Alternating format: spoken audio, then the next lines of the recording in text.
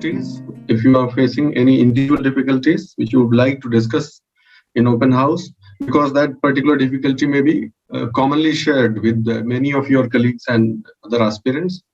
So that is one purpose. And second purpose is that if there is any special question which you have not been able to raise due to paucity of time, as it has been happening more than once in the recent past, that we are not able to take questions because of paucity of time, so that also you can ask.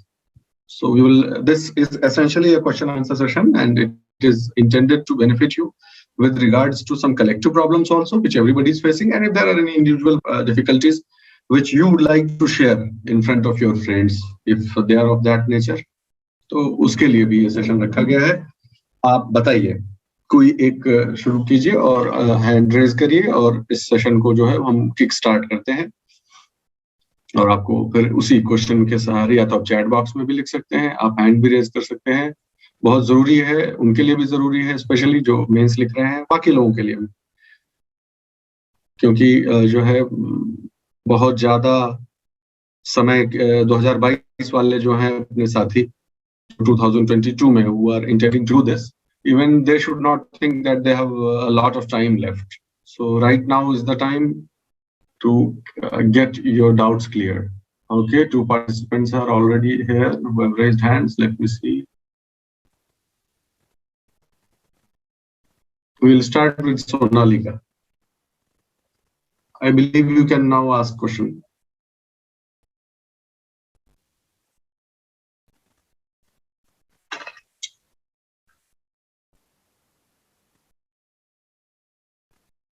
Yes, Sonalika, I think you should be able to unmute yourself now and ask question. If there is some difficulty, yes, go ahead. उसके बाद पुष्पेंद्र के पास आते हैं. हाँ, पूछिए Sonalika. You are unmuted. Hold on. ऐसा तो नहीं कि मेरी ही नहीं आवाज तो आनी चाहिए. We are not able to hear you. Or is it only me who is not able to hear her? Please respond in the chat box.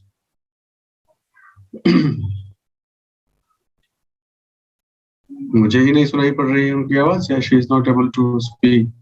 I mean, her voice is not coming to everyone. She is not audible, na? Okay. So meanwhile, while she corrects herself, her equipment, we'll go to Pushpendra. Allow to talk. Yes, Pushpendra. नमस्ते sir. नमस्कार दोस्त. Sir कह रहे हैं कि अगर किसी चीज को हम फ्लो चार्ट पे दिखा रहे हैं डायग्राम में, तो क्या उसके नीचे व्याख्या करना जरूरी है? जैसे ये साइंस टेक में जैसे ड्रोन के अनुप्रयोग क्या क्या है, जैसे हमने डायग्राम बनाया अनुप्रयोग ड्रोन के, अधिकारिक कृषि क्षेत्र में, चिकित्सा के क्षेत्र में, डिजास्टर मैनेजमेंट के क्षेत्र में, ऐसे, तो क्या उसके नीचे फिर एक लाइन और लिखना जरूरी है?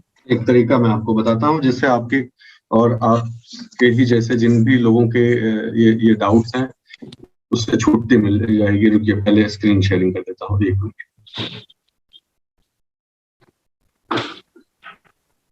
मूल रूप से जो परेशानी आती है दोस्तों, वो ये आती है कि चार्ट बनाते समय ऐसा ना हो जाए कि चार्ट बनाने के चक्कर में कहीं जो वो चाह रहे हैं क्वेश्चन की जो रिक्वायरमेंट है वो अधूरी न रह जाए कहीं. और फिर जो प्रश्न है उनका, पुष्पेंद्र का, वो मैं आपके सामने इलैबोरेट कर रहा हूँ. उनका प्रश्न ये है कि चार्ट तो बना दे जो विजुअल अपील बढ़ाने के लिए और ये दिखाने के लिए कि मैं इस चीज को डिस्टिंक्टली और कॉन्सेप्चुअली बहुत अच्छे से समझता हूँ, ये करने के लिए चार्ट तो बना दिए, ठीक है. लेकिन अब अगर क्वेश्चन की डिमांड ये है कि उसके हर एक पार्ट को जो है वो डिस्कस भी करना है, तो वो एक तरह से रेपिटेशन नहीं हो जाएगा. ये एक बात दिमाग में आती है. उसके 2 तरीके मैं आपको बताता हूँ. There are 2 ways to handle. Ways बहुत सारे हो सकते हैं, लेकिन जो अभी दिमाग में आ रहे हैं वो देखिए. तब तक आप अपने आप को म्यूट कर सकते हैं पुष्पेंद्र, या जो जिसका भी ऑन हो वो तब तक म्यूट कर लीजिए, तो बाहर की आवाज नहीं है. ओके, तो देखिए 2 तरीके इसके हो सकते हैं. पहला तरीका ये है कि जब क्वेश्चन जो है वो एनालिटिकल है कि नहीं, कहीं विश्लेषण प्रधान प्रश्न तो नहीं है, और दूसरा अगर क्वेश्चन फैक्चुअल है तब क्या किया जाए. फैक्चुअल है तब तो बहुत आसानी से बच सकते हैं. जैसे इन्होंने बोला कि किसी तकनीक का अगर अनुप्रयोग पूछा गया है, सिर्फ उससे होने वाले नफा नुकसान इसका परीक्षण कीजिए, इसका विश्लेषण कीजिए, ये नहीं पूछा गया है। पूछा गया है कि इस तकनीक के बारे में आप क्या जानते हैं, जो है कृषि के क्षेत्र में या मेडिकल साइंस के क्षेत्र में, चिकित्सा के क्षेत्र में इसके अनुप्रयोगों को सूचित कीजिए या अनुप्रयोगों को बताइए कि क्या क्या अनुप्रयोग है, उनकी गणना कीजिए। ऐसा करके आ जाता है कि उनको अंकित कीजिए, इस प्रकार से। तो अगर फैक्चुअल क्वेश्चन है कि वो जानना चाहता है सिर्फ कि आपका ब्रेड्थ, नॉलेज का ब्रेड्थ कितना है, डेप्थ नहीं पूछ रहा है। अगर ब्रेड्थ पूछता है तब आसानी थोड़ी ज्यादा होती है चार्ट बनाने में। तो आप ऐसा करिए, देखिए चार्ट बनाते समय क्या करिए, आपने थोड़ा बहुत इंट्रोडक्शन लिखा आपने, ठीक है, इंट्रोडक्शन हो गया। उसके बाद जब मेन बॉडी पे आइए तो थोड़ा सा उसको डिस्क्राइब कीजिए कि ऐसे ऐसे है, ये हम जो है बहुत सारे जो है नई नई तकनीक आ गई है, ऐसा आ गया है, 2 ही लाइन 3 लाइन बस। और उसके बाद कि इसमें जो है कृषि क्षेत्र में या चिकित्सीय क्षेत्र में इस तकनीक के जो अनुप्रयोग हैं वो निम्नलिखित शीर्षकों के अंतर्गत सरलता से समझे जा सकते हैं। That should be your line. They can be easily understood in terms of the following headings. फिर उसको चार्ट बना दिया आपने, ठीक है, चार्ट बना दिया। यहाँ तक तो ठीक है, तो हम सब समझ रहे हैं, यहाँ तक तो हम लोग बात कर ही चुके हैं। तो चार्ट ठीक से दूसरे इनसे बना देता हूँ। चार्ट तो बना दिया आपने, मान लीजिए उसके 5 अनुप्रयोग हैं और 5 आपने लिख दिए। ये यूपीएससी की जगह है, यूपीएससी की कॉपी में ये जगह मिलती है, इसमें ऐसे लिख दिया कि पहला है जो रोबोटिक सर्जरी में हो गया, दूसरा न्यूक्लियर मेडिसिन में हो गया, ऐसा ऐसा करके मान लीजिए लिख दिया। अब पुष्पेंद्र का प्रश्न यह है कि उसके बाद यहाँ से फिर लिखना भी यही है, नंबर 1 रोबोटिक सर्जरी में ऐसा ऐसा होता है। तो ये रेपिटेशन नहीं हो गई, ये तो रिपीट जैसा हो गया कि वही चीज रिपीट कर रहे हैं, ठीक है। ये एकदम वाजिब सवाल है, एकदम वैलिड प्रश्न है। तो हम उसके क्या तरीके हैं, अब यहीं पर 2 रास्ते निकल कर आते हैं। पहला रास्ता ये है कि आप रोबोटिक सर्जरी या जो भी आप मेन हेडिंग्स यहाँ पर डाल रहे हैं, और उन हेडिंग्स का अगर कोई एग्जाम्पल है तो वो भी यहाँ पर ऐसे जैसे लिखते हैं अंग्रेजी में E.G. या फिर हिंदी में लिखना है तो उदाहरण, ऐसे उदाहरण करके वहां पर ही वो लिख दीजिए। उसके बाद आप देखिए आगे बढ़िए। उसके बाद यहाँ बनाना शुरू करिए पॉइंट्स, और वही बतिया जो आपने चार्ट में लिखी है, हेडिंग अलग से फिर से देने की जरूरत नहीं है। ऐसे शुरू कीजिए, देखिए रिसेंटली या हाल ही में इस टेक्निक का रोबोटिक सर्जरी में बैंगलोर के एक हॉस्पिटल ने उपयोग किया। खत्म हो गया, पॉइंट नंबर 2 पे चले गए। फिर इस वाले को डिस्क्राइब कर दीजिए, फिर इस वाले को, ऐसे पॉइंट बनाते चले जाइए उसी सीक्वेंस में। और जहां पर रोबोटिक सर्जरी आ रहा है उसको ऐसे अंडरलाइन कर दीजिए, और जहां बैंगलोर आ रहा है उसे अंडरलाइन कर दीजिए। ये तरीका है उसका कि आप रेपिटेशन से बच सकते हैं, ठीक है। तो चार्ट बनाने में देखो, मैं तो ईमानदारी से बताऊं, even if it amounts to slight duplicacy, तो अब आपसे हमारा सवाल यह है, आप लोग इस सवाल पर इस प्रश्न पर चिंतन कीजिए जरा, कि आप चार्ट जब बनाएंगे, इसी सवाल का उदाहरण ले लीजिए। मान लीजिए 5 हेडिंग्स हैं टोटल, ठीक है, 5 हेडिंग्स हैं यहाँ पर। पहले मैं साफ कर देता हूँ, फिर आपको समझाता हूँ मैं क्या कहना चाह रहा हूँ। इसकी इन डेप्थ अंडरस्टैंडिंग आपको जरूरी है, ताकि आप आगे के लिए हमेशा से इससे निवृत्त हो जाएं इस प्रश्न से। 1 2 3 4 5 आप यहाँ नाम लिखेंगे भी तो रोबोटिक सर्जरी 1 2 3 4 5 6 7 8 9 10, मान लीजिए 2 शब्द की हेडिंग लिखते हैं यहाँ पर, रोबोटिक सर्जरी, न्यूक्लियर मेडिसिन, ऐसे 2 हुआ ना, तो 2 4 2 6 2 8 2 10। बताओ कितना टाइम लगेगा इसमें, और कितने शब्द का जो है वो खर्चा हो जा रहा है। 250 शब्द का मान लो पेपर है, उसमें ये लिखने में कितना समय लगेगा, 30 सेकंड्स 25 सेकंड्स। आपकी स्पीड अगर ठीक ठाक है तो कितना था, 10 शब्द लिखने में बताइए ना कितना समय लगता है। हम लोग 20 से 25 शब्द पर मिनट की बात कर रहे हैं। तो चार्ट बनाकर 1 2 3 4 ऐसे करने में, देखिए मैं आपको रियल टाइम में करके दिखाता हूँ कि जो है उसके जो है एप्लीकेशंस सेकंड गिनते जाइएगा, आप कितना टाइम लग रहा है। 1 2 3 4 5 ये रोबोटिक, मान लीजिए रोबोटिक सर्जरी है। दूसरा है न्यूक्लियर मेडिसिन है। अभी ये लैपटॉप खड़ा हुआ है, ये वर्टिकल है इसलिए मेरी राइटिंग हो रही है। मैं कह रहा हूँ कि मैं लिख के दिखा देना। टोटल कितना, 40 सेकंड बहुत हो गया, तो 1 मिनट बहुत अपर लिमिट है। 40 सेकंड से ज्यादा नहीं लगना चाहिए चार्ट बनाने। तो चार्ट अगर आप बनाकर उसको पहले ही दिखा देते हैं, 40 सेकंड जो है आप खर्च करके उसे, और 10 शब्द का खर्चा 12 शब्द का खर्चा करके आप उसे दिखा देते हैं, बहुत बड़ा वैल्यू एडिशन है, मेरा विश्वास कीजिए। आगे चलकर जो है आप इसका जो है वो रेपिटेशन कह लीजिए, जो कुछ भी उसका जिक्र खाली कर दीजिए, पॉइंट्स बना के लिख दीजिए, जिक्र कर दीजिए, काम खत्म। दूसरा तरीका लिखने का इसी सवाल को क्या है, इसी सवाल को दूसरा तरीके से मैं आपको बता देता हूँ लिखने का, वो भी आप जानते रहिए। मान लीजिए डिस्क्रिप्टिव नहीं है, एग्जाम्पल मैं आपको बताता हूँ। पुष्पेंद्र ने सवाल लिखा था एक, जिसका हमने एक पीडीएफ भी बनाकर कोशिश की थी, मैंने जो है आपको दिया था। ज्योग्राफी वाला एक क्वेश्चन था, वो प्लेट्यू वाला था, ठीक है, पठार वाला एक क्वेश्चन था, आपको ध्यान होगा। उसमें क्या, उसका सवाल क्या, ध्यान से याद करिए कि भाई जो पठार है उनके वर्गीकरण के आधार क्या क्या हैं, किन आधारों पर वर्गीकृत किया जाता है, यही है ना बस। तो अब देखिए इसमें कहीं डिस्कस या एनालिसिस करने का स्कोप है? सिंपल सा सिर्फ ये पूछा है कि आप ये बता दीजिए कि किन आधारों पर वर्गीकृत किया जाता है। देखो अगर क्वेश्चन ऐसा हो, प्योरली फैक्चुअल जैसा हो, तब तो चार्ट बनाया 1 2 3 4, जो भी वर्गीकरण उसके 3, जैसे उसमें 3 थे कि भाई ओरिजिन के आधार पर, उत्पत्ति के आधार पर हो गया, शेप के आधार पर, स्ट्रक्चर के कह लो शेप के आधार पर, और तीसरा हो गया कि एज के आधार पर, जो उसका साइक्लिक एज है, नया है, नवीन है कि प्रौढ़ है कि जीर्ण है, उसके आधार पर 3 लिख दिया। इसमें भी यहाँ बंटवारा कर दिया कि इसके आधार पर इतने, इसके आधार पर इतने, इसके आधार पर इतने होते हैं, छोड़ दिया। उसके बाद हम कहाँ पहुंच गए? अब हमें इसको दोबारा लिखने की जरूरत है? जी नहीं। बहुत हुआ तो एक डायग्राम बना दिया कि ये पहाड़ है, ये पठार है, इंटरमाउंटेन हो गया, फिर इसके बाद ये गिरिपाद हो गए, फिर ऐसा हो गया, महाद्वीपीय हो, छोड़ दिया। फिर उसको डिस्कस नहीं करना है। क्यों नहीं करना है? क्योंकि सवाल कहता है कि किन आधार पर वर्गीकरण किया जाता है, दैट्स ऑल। ये नहीं पूछा है आपसे कि जिन आधारों पर पठारों का वर्गीकरण किया जाता है उनकी चर्चा कीजिए, नहीं, सिर्फ पूछ लिया इतना। तो अब अपना जो समय बचा है वो कहाँ जाके लगाइए?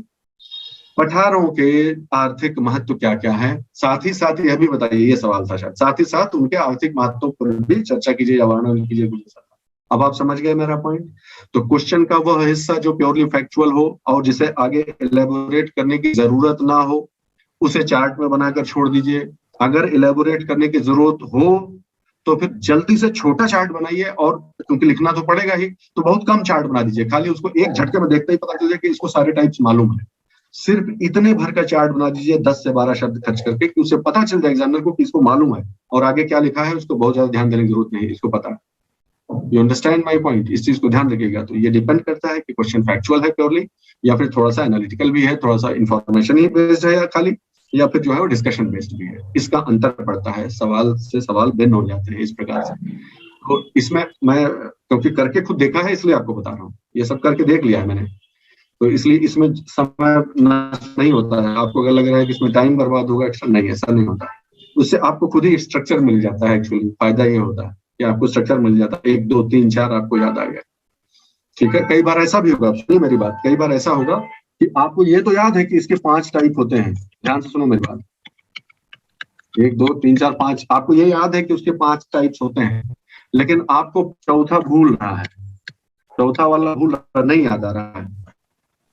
ऐसे में अब अभी चार्ट मत बना, फिर ऐसे में चार्ट मत बनाइए, या तो आप एकदम क्लियर हो, या फिर ऐसे में, और ये ऐसे 5 टाइप है जो दुनिया को मालूम है कि इसके 5 भाग होते हैं भैया, तब चार्ट मत बनाइए, तब आप 1 से लिखना शुरू कर दीजिए, 1 2, उस दौरान चौथा याद आ गया तो ठीक, नहीं याद आ गया तो गोला मार के 1 2 3 और 5 लिख के निकल गए, अपना भी याद आ रहा है।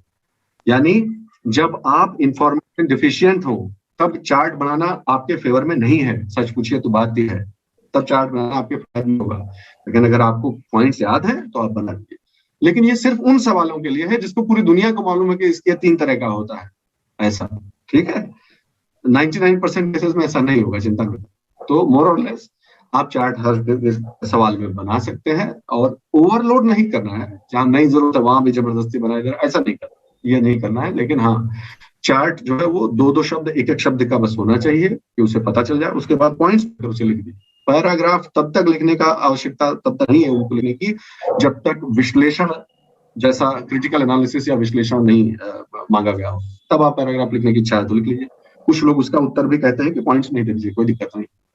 तो इसलिए बहुत फायदा होता है पॉइंट्स में लिखने में। ये तो सिंपल सी बात है यार, आप ही देख लो, हम आपको कोई जवाब दें और आपको जांचना हो तो पॉइंट्स अगर लिखे हो 1 2 3 4 5 तो ज्यादा अच्छा रहेगा कि पैराग्राफ लिखे उसमें ढूंढा है आदमी। तो बात तो सही है यार, एग्जामिनर के नीचे सीढ़ी के पास लगी है फलक, जिस इसके नीचे, जिस सीढ़ी पे नीचे लगी एकदम डाउन, हाँ एक ही बटन। इन्वर्टर भी शायद लगा बगल में। कौन है भाई ये, and how is he able to speak? पता नहीं, चलिए कोई बात नहीं, तो ठीक है, ये बात समझ गए। पुष्पेंद्र जरा वापस अपने आप को अनम्यूट करना और बताना जरा। Yes sir. ठीक है ना, अगर आपका कोई और विचार है तो भी आप साझा कीजिए, ऐसी कोई दिक्कत नहीं है, आप अनुभवी हैं, लिखित हैं। सर मैंने अभी ग्रुप में क्वेश्चन भेजा है एमएसपी को लेके, क्या उसमें चैट बन सकता है? हाँ बिल्कुल, अभी बात करते हैं एमएसपी वाला, मैंने आपका जवाब देखा अभी, चलिए उसी पर बात, पहले बाकी लोगों का जवाब ले लेते हैं। ये याद रखना, अगर हम भूल रहे हो तो हमें याद दिला देना क्लास खत्म होने से पहले। मैं आपसे बात करता हूँ। ठीक है सर। अगला प्रश्न मैं देखता हूँ, पुष्पेंद्र का हो गया, अभी निवेदिता, चलो देखते हैं अगर Sonalika, if she can speak. Yes, Sonalika, I have allowed you to unmute yourself. Now you see if you are able to.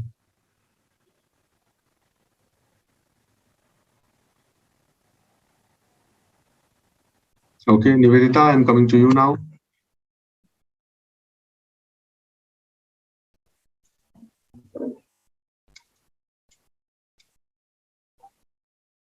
Nivedita Dwivedi, आपने हैंड रेज किया था, मैंने आस्क टू अनम्यूट कर तो दिया था, बताइए जरा कोशिश करके।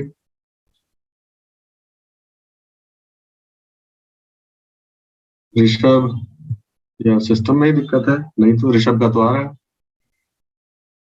Yes Rishabh, would you like to speak? Yes sir. Yes sir. Sir, if there are some questions like as a question of previous year of GS1, are we losing our local identity for the global identity? Discuss. Sir, in these type of questions, how we start? Because this is a topic related to society. So, in this type of question, how we start, sir? सबसे पहले ये बात, उसकी प्रकृति समझ लीजिए ऋषभ। सब लोग क्वेश्चन सब लोगों को क्लियर हो गया ना? क्वेश्चन आया हुआ है, उसमें जो सवाल पूछा है ऋषभ ने वो ये है कि जो ग्लोबलाइजेशन और ग्लोबल आइडेंटिटी मर्जर हो रहा है सबका, उसमें अपना लोकल आइडेंटिटी जो है वो कुर्बान चढ़ी जा रही है, उस प्रकार का मतलब प्रश्न है। ठीक है, तो अब सवाल ये है कि पहले वही जो प्रोटोकॉल हमने सोच रखा है, हर सवाल पे हम ये प्रोटोकॉल लगाएंगे ऐसा सोच रखा है, तो पहले इस पे लगाइए, वो अप्लाई करिए। कि पहले तो ऋषभ ने जैसा बताया कि ये कहीं ना कहीं जो कंटेम्पोररी सोशल सिचुएशन है उस पर एक आधारित सवाल है कि नहीं है, ये तो पक्का हो गया कि इस फील्ड से आया है। अच्छा ठीक है, दूसरी जो बात है वोकल फॉर लोकल जो अभी चल रहा है, सब समझ जाएंगे, पर्सपेक्टिव तो समझ ही जाएंगे, ठीक है, वो कोई दिक्कत। दूसरी बात जो है वो ये है कि भाई ये एनालिटिकल क्वेश्चन है कि फैक्चुअल क्वेश्चन है, तो ये प्रीडोमिनेटली एक एनालिटिकल क्वेश्चन है, क्योंकि उसके अंत में क्या लिखा हुआ है, डिस्कस। तो डिस्कस में क्या होता है, पहले उन्होंने सवाल करके छोड़ दिया कि क्या आप मानते हैं। अच्छा एकदम एक बार सवाल फिर से पढ़ना ऋषभ, ताकि सबको क्लियर हो, सवाल फिर से पढ़ना। Yes, sir. Are we losing our local identity or the global identity? Discuss. Okay, so this is a question. Are we losing our local identity for global identity? Discuss. आप इसके पक्ष में भी विचार रख सकते हैं, आप इसके विपक्ष में भी विचार रख सकते हैं। पहला तरीका जो पहला जो पॉइंट है समझने वाला, कि उन्होंने कंक्लूजन को ओपन एंडेड छोड़ दिया आपके ऊपर छोड़ा है कि आप ये मानते हैं कि नहीं मानते हैं, क्या ये बात सही है, हम अपनी लोकल आइडेंटिटी खोते जा रहे हैं ग्लोबल आइडेंटिटी के चक्कर में, क्या ये बात आप मानते हैं कि नहीं मानते हैं। तो इसमें जो है मैं बताता हूं कि किस प्रकार की शुरुआत इसमें की जा सकती है। पहली बात तो ये एक इंट्रोडक्शन, कई विकल्प मैं आपको बताऊंगा। पहला विकल्प एक इंट्रोडक्शन, मैं सब्जेक्ट मैटर एक्सपर्ट नहीं हूं लेकिन फिर भी मैं एक टेक्निकल एस्पेक्ट से बता रहा हूं कैसे आंसर लिखा जाए। एक इसका इंट्रोडक्शन ऐसा हो सकता है जो किसी प्रोफाउंड आइडेंटिटी को लेकर कोई प्रोफाउंड फिलोसॉफिकल कोट हो, अगर आपको याद हो, समझा कि जो है आइडेंटिटी कोई जो है के बारे में किसी ने कहा हो कि मानव और उसकी आइडेंटिटी का आपस में क्या संबंध है, या सोशल आइडेंटिटी और इंडिविजुअल आइडेंटिटी कैसे आपस में अलग होती है, कैसे आइडेंटिटी का कितना महत्व है कल्चर में, कल्चरल आइडेंटिटी का अपना क्या सिग्निफिकेंस है, कोई कोट आपको याद आ जाए, कोई महापुरुष की कोई वाणी, कोई वाक्य याद आ जाए, एक उससे शुरुआत कर सकते हैं। ठीक है, दूसरा क्या कर सकते हैं कि ये जो पूछी जा रही है चीज, ये पूछी क्यों जा रही है, आप हम वो सवाल फिर से पूछें, ये काहे पूछा है, क्योंकि यह एक चुनौती बनकर अभी कंटेम्पररी समय में आया हुआ है, ये करंट अफेयर्स या कह लीजिए कंटेम्पररी अफेयर्स का टॉपिक है, क्योंकि ये जद्दोजहद चल रही है कि ग्लोबलाइजेशन के जहां पर खूब सारे अच्छे अच्छे फायदे हुए हैं, वहीं सोशल फ्रंट पर कुछ कुछ जो है इसकी शॉर्टकमिंग्स भी है, शॉर्टकमिंग्स कह लीजिए या उसको कह लीजिए फॉलआउट्स हैं, या कह लीजिए उसके ड्रॉबैक्स जो आए हैं सामने कि सोसाइटी जो है वो कहीं ना कहीं सब एक रूपता के लिए थोड़े है। हाँ, तो ये मुझे एक चीज लेकर आता है, एक चीज मेरे दिमाग में लेकर आती है, ये जो सेकंड पॉइंट में बोल रहा हूँ उसको बोलते बोलते फर्स्ट पॉइंट के लिए एक बात याद आएगी कि जैसे आप कुछ नहीं आपको समझ में आता है तो आप पहले ये तो लिखिए कि ये जो आइडेंटिटी है वो उसकी डिस्टिंक्टनेस और उसकी डायवर्सिटी कितना जरूरी है। आप इसको बता सकते हैं ना, आपको और कुछ भी नहीं आता है, आप सिंपल सा जो है जीएस का तैयारी करके गए हैं, आपको बहुत कोई कोट वोट नहीं याद आ रहा है, लेकिन आप कम से कम आप ये पॉइंट अपना लिख सकते हैं कि जो है डाइवर्सिटी जो है वो नेचर का एक इनहेरेंट एलिमेंट है। प्रकृति जो है वो डाइवर्सिटी को प्रमोट करती है। डाइवर्सिटी अपने आप में ही एक एसेट है। असमानता जो है ना, असमानता और विविधता जिसे कहते हैं, ये लाइबिलिटीज नहीं है ह्यूमन रेस के लिए या नेचर के लिए, ये एसेट्स होते हैं। दिक्कत तब आती है जब इन विषमताओं या अविविधताओं के चलते जो है वो मतांतर और इस तरह की मतभेद टाइप की जो चीजें के चलते जो है उसका कोई जो कह लीजिए दुष्परिणाम, जब उसका दुरुपयोग होता है या दुष्परिणाम सामने आता है तब दिक्कत है। तो आप इसको शुरुआत ऐसे कर सकते हैं कि आइडेंटिटी ह्यूमन रेस के लिए और इवोल्यूशन के लिए, नेचर के लिए और इन सोसाइटी के लिए आइडेंटिटी और उसकी डाइवर्सिटी, उसकी डिस्टिंक्टनेस जो है, ठीक है, कहा जाता है कि विविधता में एकता, ठीक है, विविधता में एकता का अर्थ यह नहीं है कि आपस की जो विविधता है वो जो है वो मर्ज हो जाए आपस में, नहीं, एक रूपता की बात नहीं है, एकता की बात है। एकता होनी, विविधता के बावजूद भी एकता होनी चाहिए, ये कहा जा रहा है। विविधता की जगह पर एकता होनी चाहिए, एक रूपता होनी चाहिए, ये नहीं कहा जा रहा है। ये डिस्टिंक्ट आइडियाज है। ये मेरा टॉपिक नहीं, सॉरी, मैं इस पर ज्यादा नहीं बोल पाऊंगा, that's beyond my competence. What I am saying is आप या तो किसी के कोट से शुरुआत कर सकते हैं। मैं आपको अपना ओपिनियन बताऊं कि जनरली जब सवाल पूछे जाए इस तरह का एनालिटिकल, और देखिए ना, आपसे सवाल पूछा है, यूपीएससी ने एक्चुअली आपसे क्वेश्चन पूछा है कि क्या ऐसा है, क्या हम अपने लोकल आइडेंटिटी, तो वो आपका व्यू जानना चाहते हैं, एक्चुअली सच पूछिए मुझसे। तो इसलिए मैं मेरी बात जो है, I am subject to improvement by the expertise and wisdom of others who are in this field. लेकिन मेरी बात मानिए तो मैं कोट करना बहुत ज्यादा पसंद नहीं करता हूँ एग्जाम वगैरह में। जब आपका अपना ओपिनियन और एनालिसिस पूछा जा रहा हो तो मैं कोटेशन वगैरह से बचना चाहता हूँ, अनलेस कि वो किसी कमेटी वगैरह का रिपोर्ट ना हो। तो जो फिलोसॉफिकल कोट्स वगैरह है उससे थोड़ा सा मैं अवॉइड करता हूँ, ऐसे उस समय शायद चल जाए, लेकिन पता नहीं, उसमें भी मैं नहीं मानता। तो कोटेशन वगैरह से बचकर रहे। आपको बहुत मन हो रहा है तो आप उनको कोट मत करिए, आप वही बतिए अपने लैंग्वेज में लिख दीजिए, ठीक कि, और आप नहीं अपने आप को कमिट करना चाहते हो, ये भी ध्यान रखिएगा। थर्ड पॉइंट, इंपॉर्टेंट पॉइंट, पहला पॉइंट हो गया कि जो है किसी का कोटेशन हो उसको अपने शब्दों में लिख दीजिए, चल सकता है। दूसरा, आपकी जो अपनी जनरल अंडरस्टैंडिंग है इस चीज को लेकर वो आप लिख दें। तीसरी चीज जो ध्यान रखने वाली बात यह है कि अगर बहुत कंट्रोवर्शियल क्वेश्चन हो, जैसे ये क्वेश्चन कंट्रोवर्शियल नहीं है, ये क्वेश्चन कंट्रोवर्शियल नहीं है, इसमें डिबेट पॉसिबल है, लेकिन ये कंट्रोवर्शियल नहीं, कोई कंट्रोवर्सी वाला फैक्टर इसमें नहीं, तो इसमें तो नहीं अप्लाई होता। लेकिन इसी के बहाने बता देता हूं कि कंट्रोवर्शियल क्वेश्चन हो, उसमें अगर पक्ष लेने को कहा गया हो तो पहले ही इंट्रोडक्शन में कमिट मत कर दीजिए कि जो ऐसा नहीं है, एक्चुअली सच पूछिए तो ऐसा है, जो कि फॉलोइंग, इसके लिए मैं ये आर्गुमेंट देता हूं, नहीं, ऐसा नहीं। आप उसको थोड़ा ओपन एंडेड से शुरुआत कीजिए, ओपन माइंड से शुरू कीजिए क्वेश्चन को अटेम्प्ट करना। जब कंट्रोवर्शियल क्वेश्चन आए कि आपको एक स्टैंड लेना पड़ेगा, तो उसमें ये पक्ष में है, विपक्ष में, उसी से शुरुआत कर दीजिए आप कि there are several schools of thought. इसके बारे में अलग अलग तरह के जो है विचार रखे जा सकते हैं, तर्क प्रस्तुत किए जा सकते हैं, जिनमें से कुछ जो है तर्क जो है वो निम्नवत है, पक्ष में विपक्ष में। अंत में कंक्लूजन में धीरे से बोल दीजिए कि जो है ऐसा देखने पर लगता है कि जो है, और अंत में कॉल तो लेनी ही पड़ेगी आपको, है कि नहीं, अंत में तो कॉल लेना ही पड़ेगा ना। तब क्या किया जाए, लास्ट में क्या किया जाए? हम लोग तो खाली पोस्टपोन कर रहे हैं ना, इंट्रोडक्शन में नहीं तो कंक्लूजन में कुछ तो लिखना ही पड़ेगा जब आपसे पूछा हुआ। तब आप सोचिए, आंख बंद करके 2 मिनट के लिए सोचिए, किनका सोचिए कि हमारा जो गांधीयन फिलॉसफी है, नंबर 1, नंबर 2 जो कॉन्स्टिट्यूशन ऑफ इंडिया है, ये 2, इसके बारे में क्या स्टैंड लेते? गांधी जी होते तो इस विषय पे क्या स्टैंड लेते? या कॉन्स्टिट्यूशन की कॉन्स्टिट्यूएंट असेंबली होती जिन लोगों ने संविधान बनाया है, वो इस पर क्या स्टैंड लेते? वही बैलेंस स्टैंड आप लेकर धीरे से कट लीजिए। ये थोड़ा सा आउट ऑफ कॉन्टेक्स्ट हो गया, वापस आते हैं। तो आप किससे इंट्रोडक्शन कर सकते हैं? आप किसी का फेमस कोट है, अपने शब्दों में उसको पिरोकर लिख सकते हैं, बहुत अच्छा रहेगा, प्रोफाउंड फिलोसॉफिकल कोई चीज है। नंबर 2, आप जनरल अंडरस्टैंडिंग से कुछ आपको ध्यान आता है कि भाई विविधता और एकता पर जो है बहुत बहस होती रही है और उसका निचोड़ ये है, तो निचोड़ लिख सकते हैं। तीसरा इंट्रोडक्शन ऐसे सवालों में क्या लिखा जा सकता है?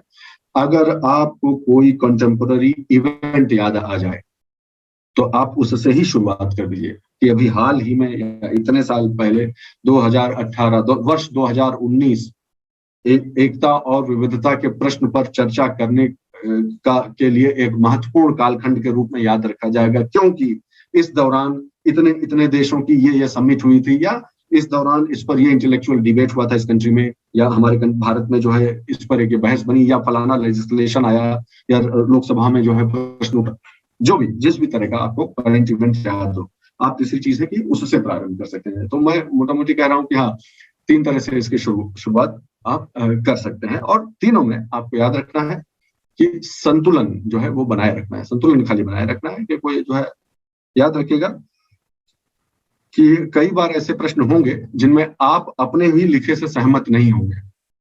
क्यों नहीं सहमत होंगे?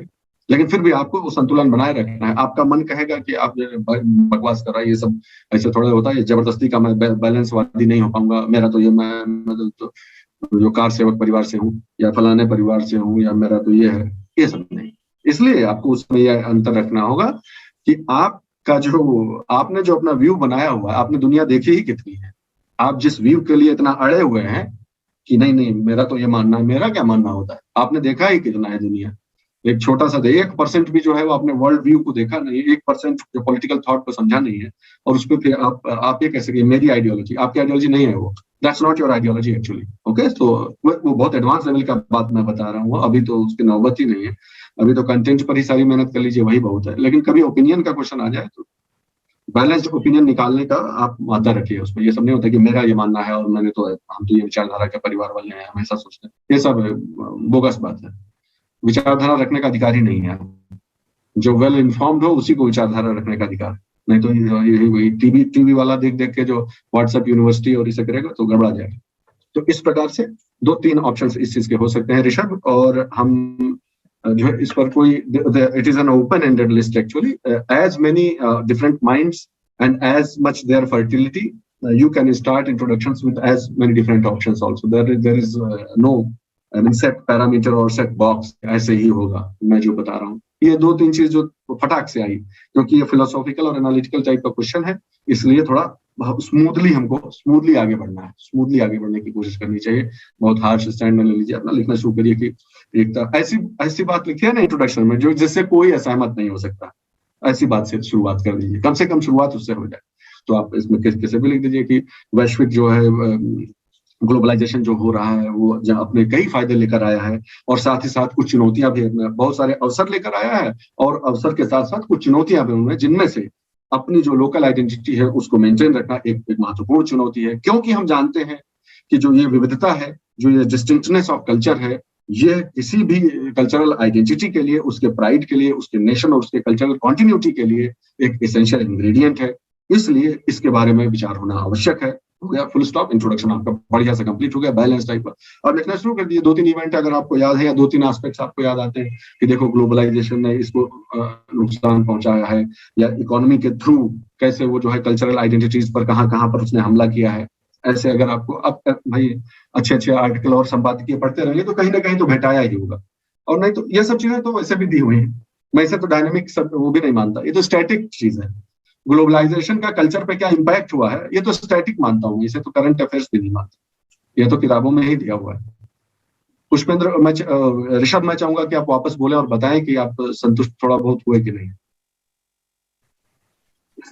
यस सर है ना, और तुम भी सोचो, और हम सब लोग कलेक्टिवली सोचते हैं, इसके अलावा और क्या किया जा सकता है भाई, कि संतुलन नहीं छोड़ना है। One thing, can I connect it sir, can I connect it this with the economy, sir? Because in corona time so many countries are helping one another like as through vaccines or some other medical things. So can we put it like if we have global identity, then it will beneficial for as well, because in for India and China there is so much increment in their foreign exchange reserves.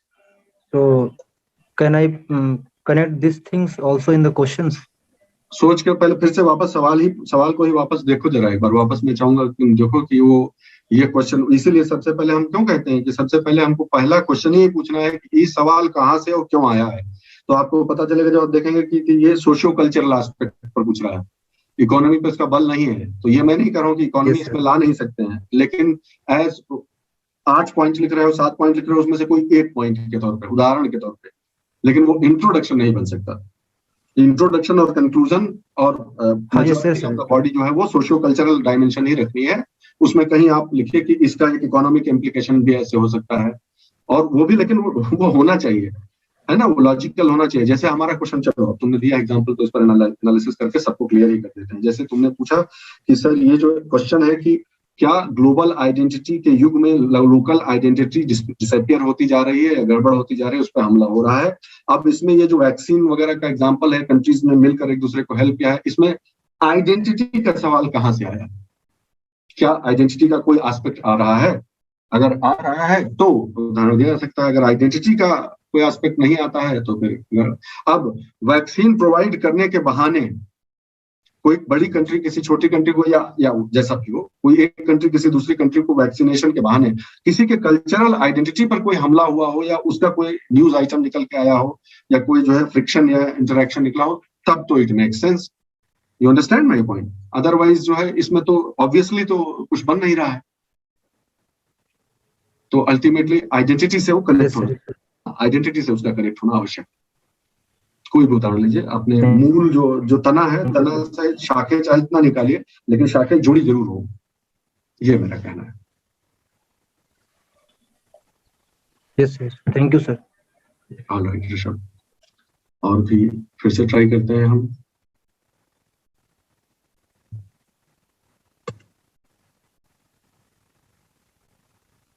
पता नहीं क्यों दिक्कत उधरी side से है शायद। फिर से निवेदिता का ट्राई करता हूं मैं। अगर नहीं भी हो पा रहा है निवेदिता, तो it is all right, it's all right. You can, अगर छोटा सा ही सवाल बना सको और चैट बॉक्स में डाल सको तो आई विल, एक मिनट चैट देख लेता हूँ पहले। हाँ आया है ना, आया। Okay, I did not see it, let me respond now. शुरू से चलते हैं। ओके फाइन, तो प्रश्न आया है, सौरभ ने भी पूछा है, वहीं से शुरू करते हैं। सौरभ पूछते हैं कि What is the future of gene editing in medical field? Describe the CRISPR technique in gene editing. हाँ, अब जैसे इस तरह का सवाल है, ठीक है। ये मैं ऐसा मान के चल रहा हूँ सौरभ कि आपने ये प्रश्न पूछा है कि ये भी एक उदाहरण हो सकता है कि चार्ट कैसे बनाया जाए, उसी कैसे प्रेजेंट किया जाए, उसी कॉन्टेक्स्ट में शायद आपने पूछा होगा। आप उससे इसका उत्तर नहीं जानना चाह रहे हैं, कैसे अटेम्प्ट किया जाए, इसलिए आपने शायद पूछा होगा, है ना सौरभ? आप चैट बॉक्स में बताएं अगर मैं सही बोल रहा हूँ। हाँ यही तब ठीक है, तब मैं ठीक समझ रहा हूँ। अच्छा आगे बढ़ते हैं, अभी आते हैं इस सवाल को भी अटेम्प्ट करते हैं, देखते हैं कि कैसे अटेम्प्ट किया। दूसरा है कि how to manage time. Alright, मैं बताता हूँ हाउ टू मैनेज टाइम। पहले मैं नोट कर लेता हूँ टाइम मैनेजमेंट का। मैं आपसे 2 एस्पेक्ट इस पर डिस्कस करूंगा टाइम मैनेजमेंट पर। एक हो गया। अगला सवाल है कि क्या पॉइंट में केवल फ्रेजेस यूज कर सकते हैं, पूरा? हाँ बिल्कुल, अगर आपको लगता है कि समय कम पड़ रहा है और जो है मेरे पास मसाला ज्यादा है, वो लिखने पूरा बैठूंगा तो ये वर्ड लिमिट एक्सीड कर जाएगी, बिल्कुल फ्रेजेस यूज कर सकते हैं पूरे सेंटेंस की जगह। दोनों में डिस्टिंक्शन याद रखिएगा कि जो है क्रिटिकली एनालाइज, ठीक है, क्रिटिकली इवेल्युएट। जब इस तरह के जो सवाल आए तो कोशिश करना चाहिए कि सेंटेंसेस पूरे हो, ठीक है, सेंटेंसेस पूरे हो तो अच्छा रहता है। लेकिन अगर सिर्फ डिस्क्राइब, मेंशन, एनलिस्ट, इन्यूमरेट, इस तरह की चीजें आ जाए तो आप फ्रेजेस लिख के भाग सकते हैं, आप यू कैन स्केप, बच सकते हैं, आप लाइबिलिटी अपनी बचा सकते हैं, ठीक है। फिर है कि what is the role of, एक मिनट, तनु का क्वेश्चन है, what is the role of handwriting in answer writing? Is it necessary to write very beautifully और an average handwriting can play well? जो स्पष्टता के अतिरिक्त याद रखिए कि इस बात को नकारा नहीं जा सकता है, इस बात को नकारा नहीं जा सकता है कि एक अच्छी सुस्पष्ट जो है अगर आपकी लेखन शैली है, साफ साफ दिखाई पड़ रहा है, अच्छे से सारी चीज जो है लॉजिकली सब फ्लो कर रही है, और हैंड राइटिंग भी लेजिबल होनी चाहिए, ब्यूटीफुल हो तो बहुत बहुत अच्छी बात है, लेकिन लेजिबल हो, अगर वो चीज लेजिबल है, क्योंकि देखिए इस बात को समझ लीजिए कि ultimately everything boils down to one fact, whether you are able to communicate with the examiner freely, smoothly or not. That's what matters. So yes, there is no doubt about it. As an examiner, having been an examiner for say close to 1000 IRS, IPS, IAS officers at different points of times when they were in IR, I can confidently tell you that writing does play an important role. Beauty of the writing, the aesthetic aspect does play a role. But believe me on this, that if you are only writing legible enough, your sentences are legible enough, that's fine. Because the copies, answer sheets are handed over to people of such maturity, which will not let the swing of balance sway in the favor of beauty as much. They understand. वो bore होने के लिए जो है वो adapted होते हैं, कि बोर होकर भी वो मॉडल आंसर उनके पास रहता है, क्योंकि उसलिए बोर होकर भी वो पॉइंट्स निकाल लेंगे कि तुमने लिखा है कि नहीं, ठीक से सारे पॉइंट्स कवर हुए हैं कि नहीं। तो बहुत ज्यादा मत परेशानी में, लेकिन मैं आपसे ये तो चाहूंगा ही कि अट्रैक्टिव हैंड राइटिंग जो है वो होनी चाहिए, थोड़ा अच्छी राइटिंग होनी चाहिए, लेकिन तभी तक जब तक वो शब्द प्रति मिनट की रफ्तार से इंटरफेयर न करने लगे। याद रखना, दो में से जब चुनाव की बारी आए कि मुझे स्पीड या एस्थेटिक्स, तो go for speed, not aesthetics. और मेरा विश्वास है कि ऐसा भी कोई नहीं खराब लिखता है, जितना मैं जो भी सैंपल्स देख रहा हूँ, तो ऐसी भी नहीं हालत खराब होगी। आप थोड़ा बहुत प्रैक्टिस तो करना ही चाहिए, लेजिबल रखिए बस, बहुत बढ़िया राइटिंग बना के लिखने की आवश्यकता नहीं, क्योंकि स्पीड जो डिमांड करती है, आपका प्राइमरी क्राइटेरिया स्पीड होना चाहिए, नॉट ब्यूटी। ओके, हाँ, fine. Can any attractive handwriting get more advantage in comparison to average? वही बात हो गई। तो आई डोंट थिंक सो कि डिसाइसिव एडवांटेज नहीं मिलेगा। हो सकता है थोड़ा बहुत बेनिफिट मिले, डिसाइसिव कि राइटिंग अच्छी थी इसलिए मैं जो है वो 5% नंबर ज्यादा पा गया, नहीं, इतना नहीं होगा, बहुत माइनर। सब्सटेंस मैटर करता है वहां पर, वो लोग सब्सटेंस ढूंढ लेते हैं, लेकिन it definitely works in your favour if your sentences are legible. बस स्पष्ट होने चाहिए, दिखे साफ साफ, पढ़ ले जाए, पढ़ने के लिए उसको मेहनत न करनी पड़े, इतना ही बस। Sonalika asks, first question, time management in exam and daily schedule, क्योंकि सर कोई एक सब्जेक्ट करते हैं तो दूसरा सब्जेक्ट नहीं हो पाता है, रिवीजन भी नहीं हो पाता है। Okay, this relates to your daily schedule. Daily schedule के क्वेश्चंस अभी रहने देते हैं, एग्जाम का टाइम मैनेजमेंट में अभी रहने देगा मतलब ये नहीं कि छोड़ देंगे, कल इसको एड्रेस कर देंगे, दूसरे नेचर का हो जाएगा, do not worry about that. ठीक है, पुष्पेंद्र ने लोकल, हाँ ठीक है, लोकलाइजेशन, हाँ ऐसी चीजें आप डाल सकते हैं अगर वो कॉन्टेक्स्ट को करते हैं, उस वाले क्वेश्चन में जो ऋषभ ने पूछा। सोनालिका का दूसरा क्वेश्चन है, करंट अफेयर्स को लेकर सर मैं हिंदी मीडियम स्टूडेंट हूँ, क्या दैनिक जागरण, द हिंदू, क्या दोनों पढ़ना होगा? देखिए, इस बारे में मैं अपनी व्यक्तिगत विचारधारा आपको बता सकता हूँ कि मेरे हिसाब से तो उसका नाम न्यूज़पेपर है। ठीक है, इस बात को ध्यान रखें, बहुत अच्छे से समझ लीजिए इस बात को कि उसके नाम से ही आपको क्लू ले लेना चाहिए भैया, कि जो न्यूज जो देता है आपको, उसका नाम ही न्यूज़पेपर है। तो अखबार जो है वो न्यूज के लिए पढ़ा जाता है, न्यूज के लिए नहीं।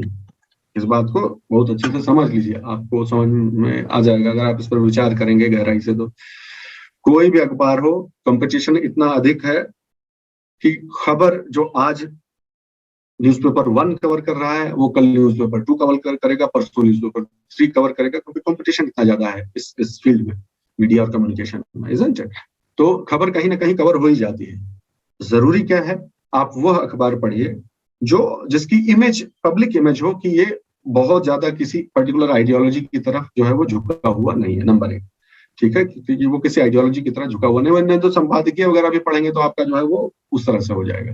तो मोर और लेस थोड़ा बहुत न्यूट्रल इमेज हो, नंबर 1। नंबर 2 सबसे इंपॉर्टेंट, एक्चुअली नंबर 2 वो होना चाहिए। नंबर 1 ये है जो मैं आप कहने जा रहा हूँ, कि जो अखबार पढ़ने और उससे नोट्स बनाने का काम 60 मिनट्स के अंदर खत्म हो जाए, बस वही अखबार पढ़ना चाहिए, चाहे जो हो।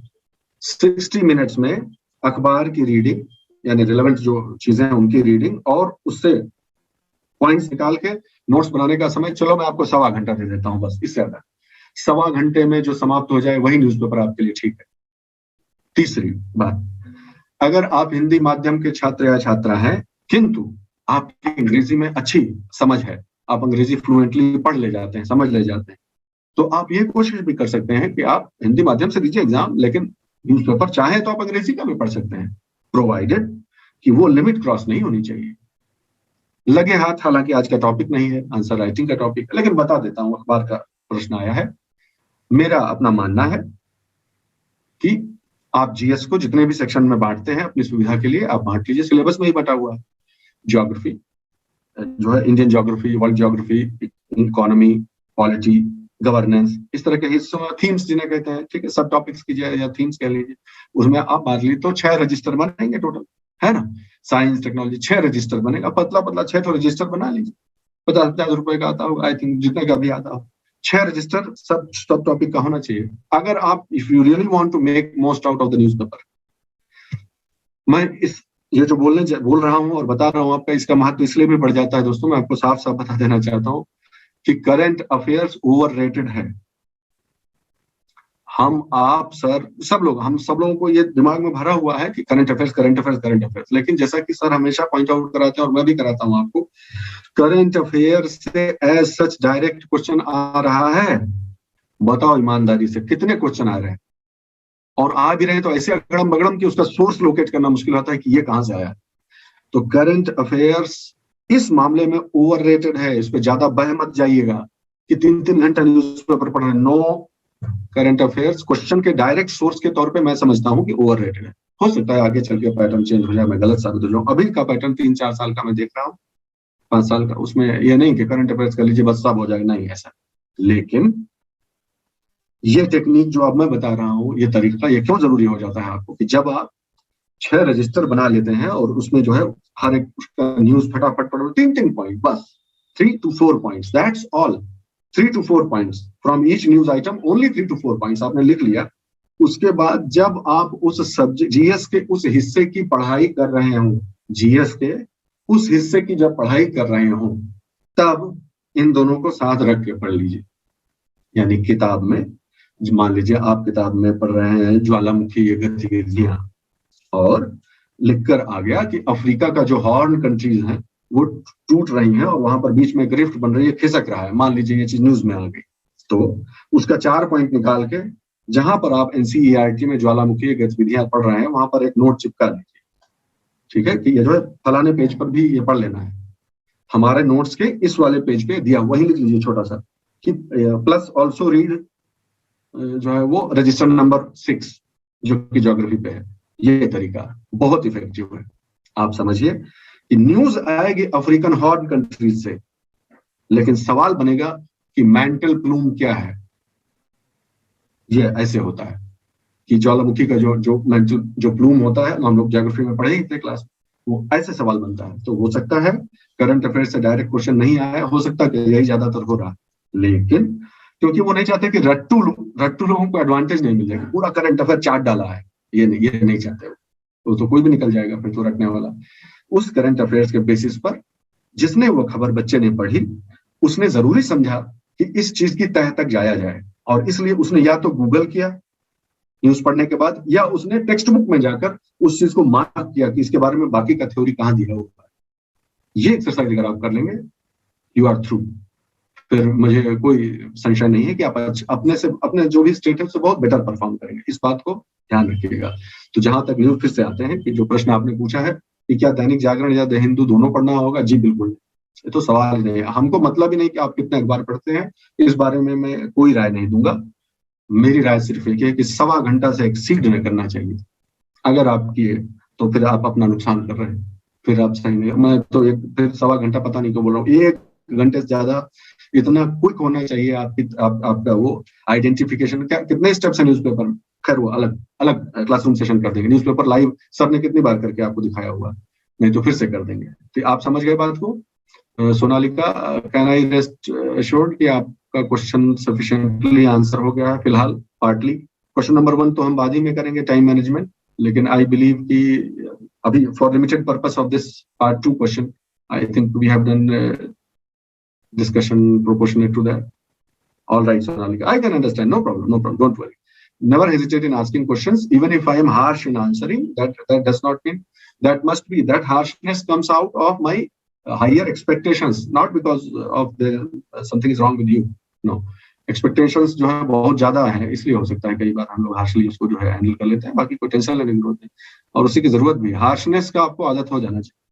ठीक है, ये हो गया। फिर अगला सवाल है कि लास्ट क्वेश्चन में दिवाली में लाइट्स वाले एग्जांपल से इंट्रोडक्शन स्टार्ट कर सकते हैं। आकाश गौड़ पूछता है दिवाली में लाइट, आप चाइनीज लाइट वगैरह की शायद वो बात कर रहे हैं, लोकल आइडेंटिटी। कितना बढ़िया, देखो आकाश ने देखो कैसा एग्जाम्पल दे दिया, कितना बढ़िया आप एक एग्जाम्पल देखिए। ग्लोबलाइजेशन और लोकल, जो हम लोग दीपक जलाने की जो परंपरा रही है, संस्कृति रही है, उसको आप उससे कनेक्ट करके कर सकते हैं, बहुत बढ़िया है। एक एग्जाम्पल ये भी हो सकता है। मैं पहले ही कह चुका हूं, मैं सब्जेक्ट मैटर एक्सपर्ट नहीं हूं, लेकिन this particular proposition squarely appeals to the common sense. Absolutely Akash. फिर अगला देखते हैं कि क्या है। Sir can quotation be used in introduction of GS paper और is better to avoid.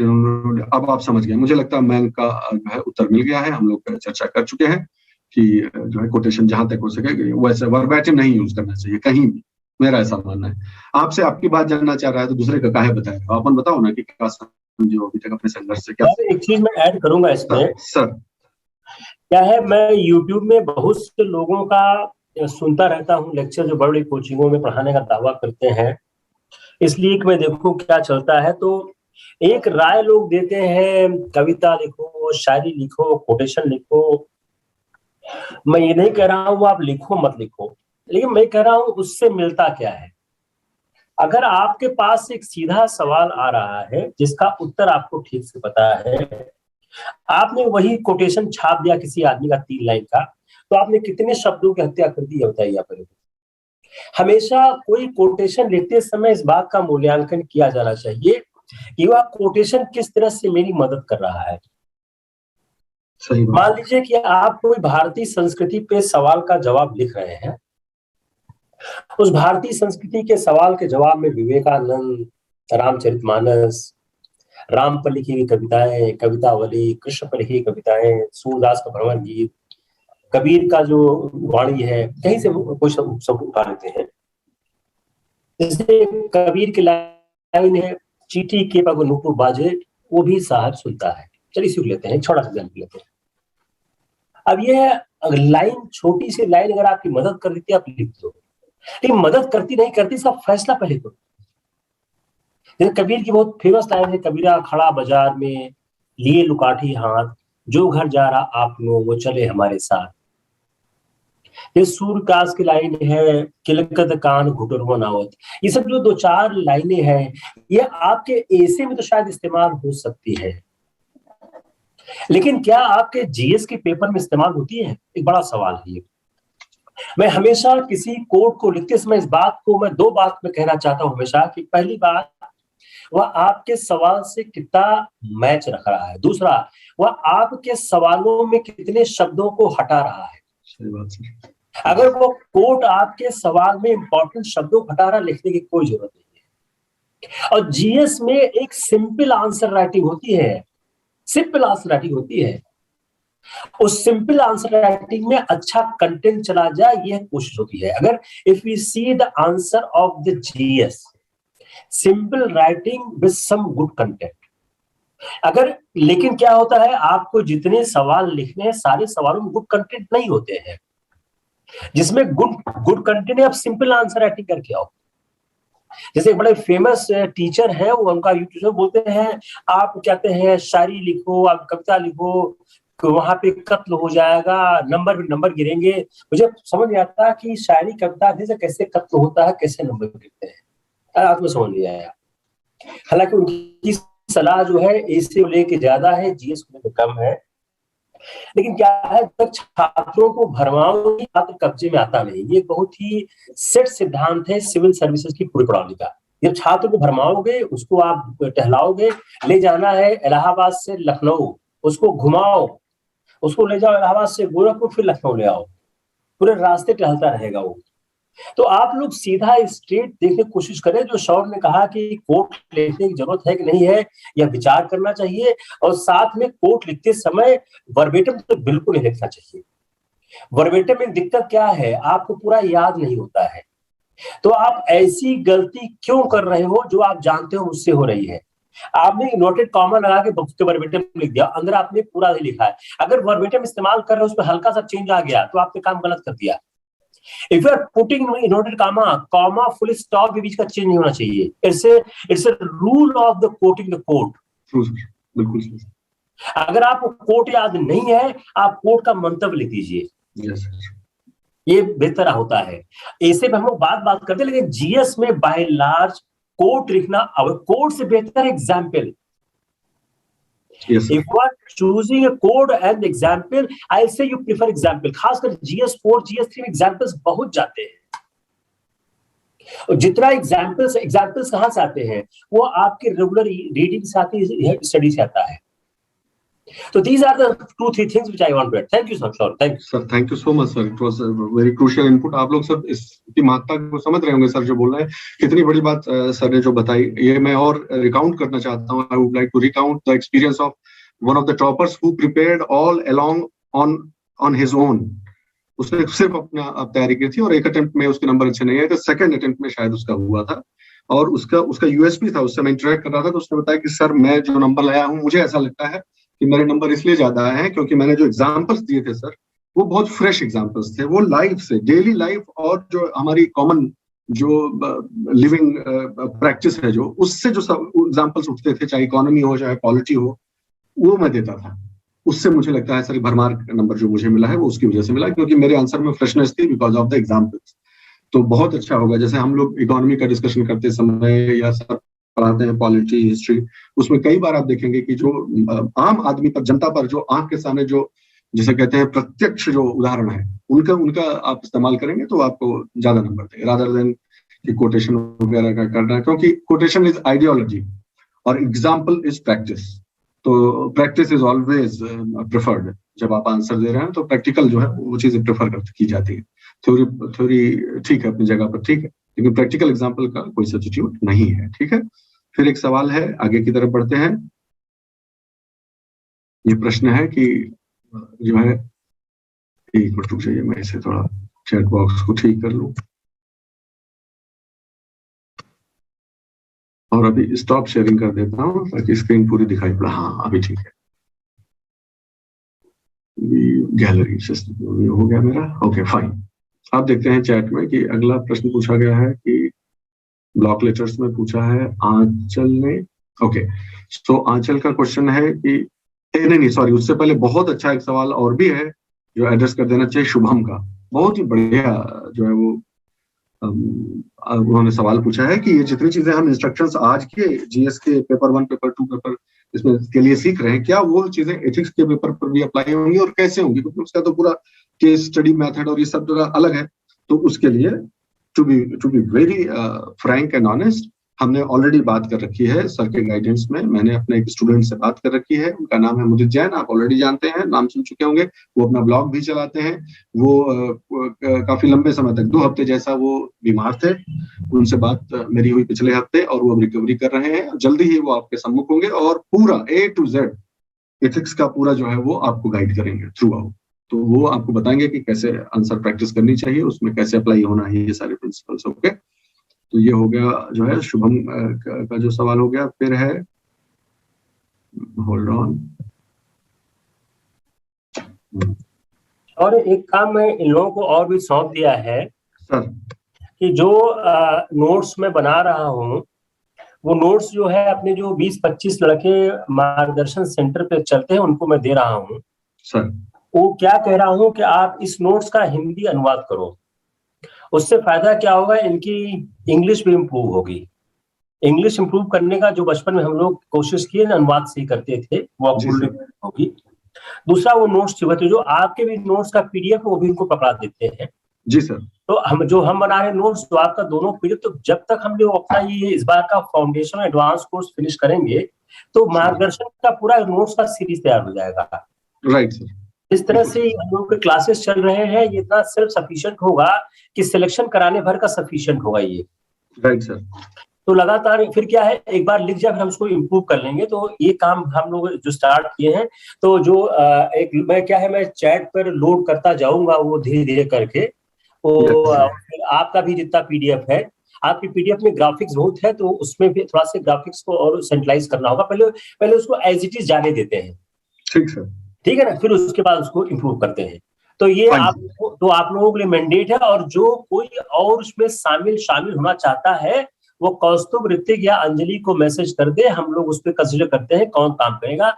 We have the planning that by May 2022 एक ऐसा नोट्स का सीरीज तैयार हो जाए कि आपको सारी किताबों को पढ़ने से मुक्ति प्राप्त हो जाए। तो फिर आपको एनसीईआरटी पढ़ने की जरूरत नहीं होगी, फिर आपको कोई एडवांस बुक पढ़ने की जरूरत नहीं होगी, मोरल साहब का सारा काम हो जाएगा। जरूरत इसलिए भी है कि जो खासकर पॉलिटी की लक्ष्मीकांत बुक हाईली मार्जिनलाइज हो चुकी है, उससे कुछ आता नहीं है। और रमेश सिंह की किताब जो इतिहास उसकी जो है इकोनॉमिक्स की है, वो बिल्कुल कहते हैं रिलेंट हो चुकी है, इसमें कुछ खास रह नहीं गया है और उसको पढ़ना नुकसानदायक है। तो जो शौर्य का लेक्चर इकोनॉमिक्स का है वो टुवर्ड सिविल सर्विसेज ही है। तो उससे क्या होगा कि एक जो पॉलिटी की जो मेजर प्रॉब्लम, इस बार लक्ष्मीकांत किताब से 2021 में 2-3 सवाल सिर्फ आए थे, ज्यादा आए नहीं थे। 2022 में और कम आएंगे। 2023 हो सकता है उस किताब से एक ही सवाल ना हो। जिस तरह ट्रेंड चल रहा है मुझको ये दिख रहा है कि लगातार ये लोग कोशिश कर रहे हैं। तो यूपीएससी के पैटर्न को समझते हुए हम लोग इस तरह काम करने की कोशिश करें। Let's see what is going on. तो ये जो अगला जो हम लोग का स्टेप है, उस स्टेप हम लोग ये लोग हम लोग काम करने की कोशिश करते हैं। Thank you sir. नेक्स्ट जो सवाल है वो आंचल ने पूछा है, आंचल बंदा ने, और उनका प्रश्न है कि is note making too necessary. तो मैं आपको बताता हूं कि ये जो कॉम्पिटिटिव एग्जाम है उसका नेचर जो है वो नेचर ऐसा है कि it aims at how many times have you been able to effectively and efficiently revise your syllabus. एक सेंटेंस में कोई पूछे मुझसे कि यूनियन पब्लिक सर्विस कमीशन का जो मेंस का एग्जाम, मेंस का ही सारा खेल तो वही होता है, इंटरव्यू ठीक है, लेकिन 1750 नंबर तो मेंस के ही हैं। तो उसका मूल मंत्र क्या है? तो मूल मंत्र है कि how many times you have been able to revise it. उसके बाद छोटे छोटे बाकी प्रिंसिपल्स आते हैं कि रिवाइज करने के बाद उसे कैसे रिकॉल किया जाए, कैसे रिप्रोड्यूस किया जाए एग्जाम हॉल में, आंसर राइटिंग कैसी हो, स्पीड कैसी, वो सब ठीक है। लेकिन कंटेंट की जब भी बात आएगी तो आप ध्यान रखें रिवीजन कितनी अधिक बार कर पाए हैं, यही एक सूत्र है। आप रिवाइज किए अच्छे से कि नहीं किए, दैट्स ऑल। स्पेशली मेंस के लिए। क्यों? क्योंकि मेंस के लिए सादा पन्ना मिलता है और आपको ब्लैंक पेपर पे अपनी मेमोरी से रिकॉल करके लिखना होता है। प्रीलिम्स में तो रिकॉग्निशन का टेस्ट है, मेंस प्योरली रिकॉल का टेस्ट है, कुछ नहीं, कोई सहायता नहीं है, सब रिकॉल करना पड़ेगा। प्रीलिम्स में एक आ रहा है, दूसरा देख के याद आ गया, तीसरे को याद आ गया कि नहीं ये नहीं हो सकता, that's what you can do। But mains examination जो मार्क्स जुड़ते हैं आपके मेरिट में, that does not allow you this luxury and that's why it is very important how many times you have revised। 10 bar, 15 bar, 20 bar revise हो चुका होना चाहिए पूरा आपका नोट जो भी आपने पढ़ाई की है। और वो क्या टेक्स्ट बुक से संभव है? परहैप्स नॉट, क्योंकि आप ना चाहते हुए भी आपने कितना भी हाईलाइट वाइलाइट कर रखा है, ना चाहते हुए भी थोड़ा बहुत ऊपर नीचे इधर उधर दाहिने बाएं आदमी देख लेता है। नंबर 1। नंबर 2, नोट्स अगर आपने हाइब्रिड बनाए हैं, हाइब्रिड का अर्थ क्या होता है कि आपका जो सोर्स है वो सिर्फ टेक्स्ट बुक नहीं है, टेक्स्ट बुक से आपने लिखा था और फिर आपने जो रजिस्टर बनाए हुए हैं न्यूज़पेपर से बहुत सारा आइटम को इंटीग्रेट किया हुआ है, यही स्मार्ट वर्क है। यूपीएससी की प्रिपरेशन स्मार्ट वर्क जिसे कहते हैं, ये अगर आपने कर रखा है तो फिर आपका रिवीजन बहुत आसान हो जाता है, बहुत इजीली आप चीजों को रिवाइज कर सकते हैं और आप कॉन्फिडेंटली जो है ये कह सकते हैं कि अब आपका सिलेबस कंप्लीट है। पूरे टेक्स्ट बुक से आप पढ़ते रहेंगे। अच्छा, एक और फायदा क्या है कि आप नोट्स को पिक्टोग्राफिक तरीके से ही बना सकते हैं। नोट्स बनाते समय ही क्यों नहीं इसको पिक्टोग्राफिक कर दिया जाए, क्योंकि पिक्टोग्राफिक मेमोरी जो है वो तेज रहती है। आप इस बात को ध्यान रखिए। कई फेसबुक देखते समय, आपको लाइव एग्जाम्पल देता हूँ, रियल लाइफ एग्जाम्पल। फेसबुक कई बार देखते समय फोटोज आते हैं कि फलाना है सेंट यू फ्रेंड रिक्वेस्ट, ठीक है, किसी ने मान लो फ्रेंड रिक्वेस्ट भेजी है, उसका नाम आई कैन नॉट रिकॉल कि ग्रेजुएशन में बीएससी में मेरे साथ ये पढ़े होते, 150 लड़के पढ़े, 200 लड़के मान लीजिए पढ़े होते, नहीं यार, लेकिन चेहरा देखते याद है कि नहीं, I know this fellow, I know this person. फिर आप जाते हैं कि अबाउट दिस, तब पता चलता है कि जो है उसमें लिखा हुआ है कि डन ग्रेजुएशन फ्रॉम किसान डिग्री कॉलेज बहराइच। आपको तुरंत याद आता है कि तो हमारे बीएससी में। क्यों? What is the first point of recall? That is the pictographic memory. आपका जो है, तो पिक्टोग्राफिक मेमोरी जो है वो अच्छी होती है, ज्यादातर लोगों की वो बेटर होती है। इसलिए इस बात को ध्यान रखें कि आप अपने नोट्स को बनाते समय ही जो चार्ट वार्ट हम लोग एग्जाम में बनाने की बात कर रहे हैं, क्यों ना उसे नोट्स में ही बना दिया जाए। उस तरह से आपका रिवीजन आसान रहता है। और कई बार ऐसा होता है, मेरे साथ तो हुआ है, मैं परिश्रमी विद्यार्थी नहीं हो पाया दुर्भाग्य से, लेकिन जो भी थोड़े बहुत नोट्स बनाते थे या लिखते थे तो उसमें मुझे याद आ जाता था। मैं आपको कई बार कह चुका हूँ कि मुझे वो जगह ही याद आ जाती थी कि मैंने बाएं पन्ने पर इस तरफ लाल इंक से लिखा हुआ था, वो क्या था और पेपर से वो याद आया। तो it actually helps because of the vastness of the syllabus. Syllabus इतना वास्ट है कि आप अगर नोट्स बना के उसे कंसाइज नहीं करेंगे कि ये मेरा होमवर्क है, ये मैंने खुद बनाया है और इस पर मुझे कॉन्फिडेंस और मैं इसे पढ़ूंगा, कुछ नहीं छोड़ा है, जितना हो सकता है सब किया है, फिर आपका रिवीजन बहुत इजी होगा। That's why yes, notes making is necessary, but when, okay, आपने उसके बारे में पूछा है कि राइटिंग प्रैक्टिस व्हेन, लेकिन मैं आपको नोट्स कब बनाया जाए इसका भी बात बता देता हूँ। First reading text basic material और स्टैटिक और डायनेमिक दो तरह का मटेरियल होता है। स्टैटिक मटेरियल एनसीईआरटी हो गया, टेक्स्ट बुक हो गई, इस तरह की चीजें। जब आप उसे पहली रीडिंग कर रहे हो बिल्कुल नोट्स मत बनाइएगा, कभी नहीं जान पाएंगे, सब इंपॉर्टेंट लगेगा आपको, unless you have expert help, of course institutional help है तो अलग बात है, वरना पहली रीडिंग के समय मत बनाइएगा। पेंसिल से ही अंडरलाइन करिएगा, कसम खा लीजिए इस चीज की। फर्स्ट रीडिंग में पेंसिल, सेकंड रीडिंग में हाइलाइटर। जब सेकंड रीडिंग में हाइलाइटर से कर रहे हो तब आप चुनिंदा पॉइंट्स उसमें से निकाल लीजिए। फर्स्ट रीडिंग में कभी नोट्स नहीं बनाया जाता है, सब इंपॉर्टेंट लगेगा आपको, आपका पूरा भर जाएगा। और जब सेकंड रीडिंग के बाद हाइलाइटर करके और अब आप तब नोट्स बना रहे होंगे, पॉइंट्स पिक कर रहे होंगे, तब आप इस बात को अच्छे से समझ जाएंगे कि आप देख लेंगे अपनी आंख के सामने कि 100 का 25 हो जा रहा है।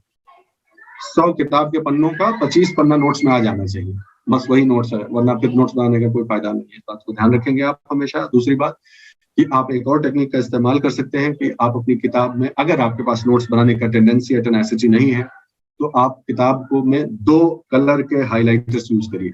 सर भी हमेशा प्रयोग करते हैं उसका, मैं भी इस चीज में विश्वास करता हूं कि आप 2 कलर के हाइलाइटर का यूज करिए। एक होगा कॉन्सेप्ट के लिए और एक होगा फैक्ट्स के लिए।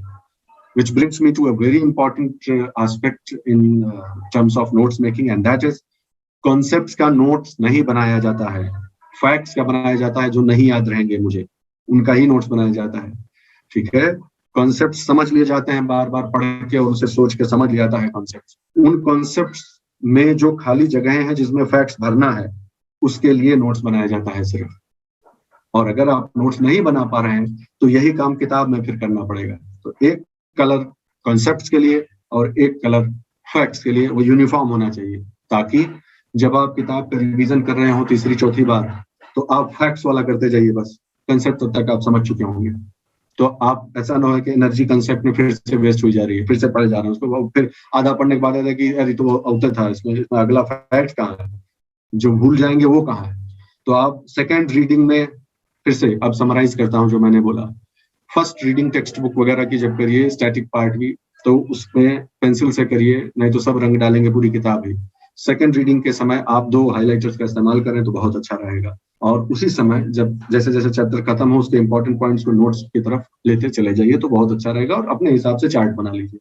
और जब आपका नोट्स मेकिंग का पोर्शन पूरा हो जाए, हमेशा नोट्स मेकिंग में थोड़ी थोड़ी जगह हर जगह छोड़ के रखिए जब भी, या फिर स्टिक नोट्स का इस्तेमाल करिए। जब स्टैटिक सोर्सेज के निचोड़ करके आपने नोट्स बना दिया, उसके बाद आप उन्हीं 6 रजिस्टर पर ध्यान रखिए। जहां कोई बहुत इंपॉर्टेंट पॉइंट उस रजिस्टर से आ रहा हो, फट से उसको क्रॉस लिंक कर दीजिए, खाली लिख दीजिए कि पेज नंबर यहाँ पे है, या फिर उसका एक छोटा सा जो है नोट यहाँ बना दीजिए। इस प्रकार आपका ये नोट हमेशा के लिए कंप्लीट हो जाएगा, हमेशा के लिए। स्टैटिक और डायनेमिक दोनों पार्ट से ये वैल्यू एडिशन इसका कंप्लीट हो जाएगा। वो नोट्स पढ़कर फिर आप, ऐसा हो ही नहीं सकता कि आप जो है बहुत पुअरली परफॉर्म करें, ऐसा नहीं है। ये कवरेज आपको हेल्प करेगी, इस चीज को ध्यान रखिएगा। इस तरह से मैं मानता हूं कि ये नोट्स वगैरह बनाने का सही तरीका है। अगला आपके सवाल का दूसरा जो पक्ष है वो ये है कि आंसर राइटिंग की प्रैक्टिस का करेक्ट मेथड क्या है और कब इसे शुरुआत की जाए। तो आपका दूसरा जो प्रश्न है वो पहले प्रश्न के उत्तर में उसका छोटा सा जवाब है कि जब आप नोट्स बना चुके हों, सेकेंड रीडिंग के समय, ध्यान से सुनिएगा, सेकेंड रीडिंग के समय जब आप अपने नोट्स बना चुके हैं, जैसा भी कच्चा पक्का जो भी थोड़ा बहुत बना पा रहे हैं, जब बना चुके हो, उसके बाद जिसका सेकेंड रीडिंग कंप्लीट होता जाए और नोट्स में वो चीज उतरती जाए, चार्ट बनते जाए, उसके ठीक बाद आंसर राइटिंग कर डालिए। मेरे पास इस ये बात कहने का क्या लॉजिक है, क्या तर्क है, मैं बता देता हूँ। सबसे बड़ी जो फैलेसी है कि मैं तो जो यूपीएससी जिस दिन से तैयार किया उसी दिन से सब लोग पता चला है कि आंसर राइटिंग की तैयारी करवा रहा है। It's not useful, no. The main crisis, I am telling you, the main crisis is of content. Content की क्राइसिस। अभी तक जितने लोग मिले हैं बहुत कम ऐसे हैं जिनको प्रेजेंटेशन का क्राइसिस है। मेन क्राइसिस कंटेंट की है अभी तक। बिना कंटेंट के अगर आप आंसर राइटिंग झूठे मूठे कर रहे हैं तो वो doesn't make any sense actually much. हाँ, आप ये कर सकते हैं कि आपका मसल मेमोरी कहीं छूट ना जाए, 6 महीने तक, साल भर तक कुछ लिखा ही नहीं पता चला, ऐसा नहीं होना है। उसके लिए आप ये जरूर कर सकते हैं कि रोज आधा घंटा जैसा कुछ ना कुछ आप लिखते रहिए। आधे घंटे से अपने मन का कुछ, तो सर हमेशा कहते हैं डायरी लिखो, जो भी आपको जैसे भी आप कर सके, तो आपका राइटिंग प्रैक्टिस नहीं छूटे। लेकिन उसको मैं आंसर राइटिंग प्रैक्टिस नहीं कहूंगा, वो राइटिंग प्रैक्टिस के लिए।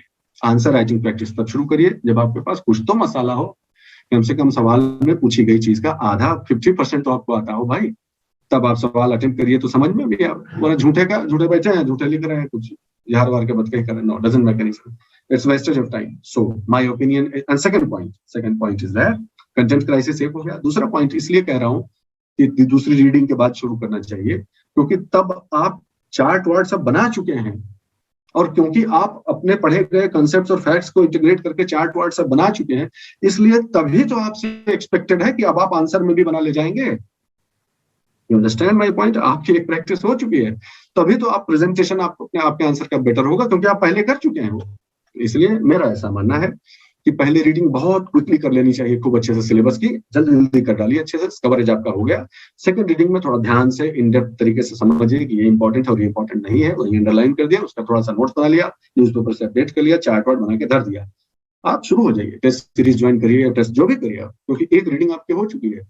किसी भी प्रश्न के बारे में ऐसा नहीं होगा कि एकदम सन्नाटा है, कुछ ना कुछ तो लिखा ले जाएंगे। बस वही जो स्टेज है कि आप कुछ भी पूछोगे, मैं यूपीएससी का तैयारी करता हूँ, सीरियस और सिंसियर स्टूडेंट हूँ, कुछ ना कुछ तो मैं लिख ही दूंगा, आपको 2-3 पॉइंट बता दूंगा। जब ये स्टेज आपकी आ जाए, आंसर राइटिंग तभी शुरू करना ठीक, अदरवाइज सिर्फ राइटिंग प्रैक्टिस करते रहिए 25-30 मिनट। अब I would like Anchal to tell me in the chat box whether I made some sense और नॉट।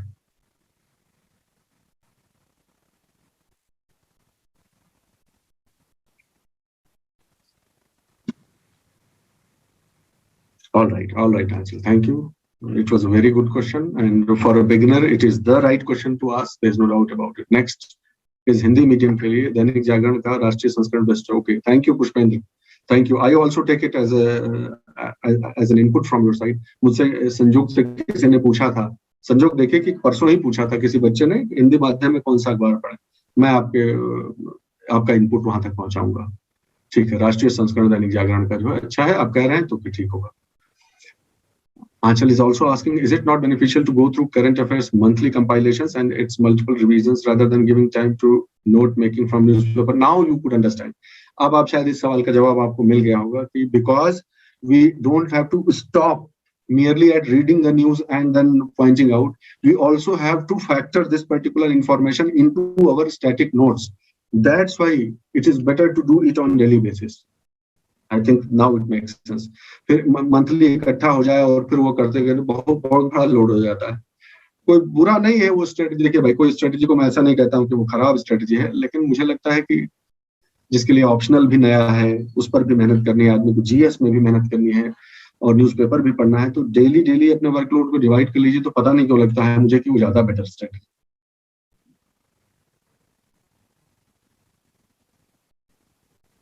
योगा वाला, हाँ अदिति, ठीक है, बहुत बढ़िया पॉइंट है। योगा भी हो गया, योग की जो बात की जा रही है, ठीक है। देखिए ना, यही तो चमत्कार है। देखिए हम और आप भी इसको योगा बोलने लगे।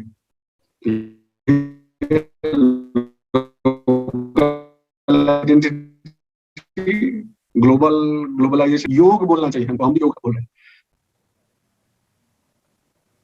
एथिक्स में कोट्स ज्यादा इंपॉर्टेंट होते हैं शायद। हाँ Sarita, I would not be an authority to be very honest to you. I am not an authority to give inputs on that particular, लेकिन ethics के पेपर में जितना मैं अपने बच्चे को जानता हूँ, मुदित को, you rest assured, अगर उसने हफ्ते में 2 हफ्ते में एक बार भी आपसे इंटरेक्ट कर लिया तो ethics के पेपर में आपका नंबर कम नहीं होगा। मैं बहुत कॉन्फिडेंट हूँ। उसने किताब भी लिखी है अपनी, आप सर्च करेंगे तो आपको दिखेगी। मैं नहीं कहता हूँ किताब खरीद लीजिए, पहले उससे समझ लेते हैं, वो जो कहेगा वैसा कर लेंगे। He is a very dedicated and honest person in this respect, तो वो बताएगा। Thank you so much, all right ma'am. और है फिर आगे, is there any universal pattern for GS specific answer writing? नहीं, होना भी नहीं चाहिए आकाश, है ना, ऐसा कुछ होना भी नहीं चाहिए। थोड़ी लिबर्टी तो होनी चाहिए इंसान के पास, आप अपने फ्रेश एग्जांपल्स दे सके, आप अपने जो है तरीके से जो है उत्तर को जो है वो सुसज्जित कर सकें, वो लिबर्टी आपकी है। आपकी इंडिविजुअल जो जैसे उर्वरता है वो नहीं दबनी चाहिए मेरे किसी भी इनपुट से, कहीं से कोई भी इनपुट मिले।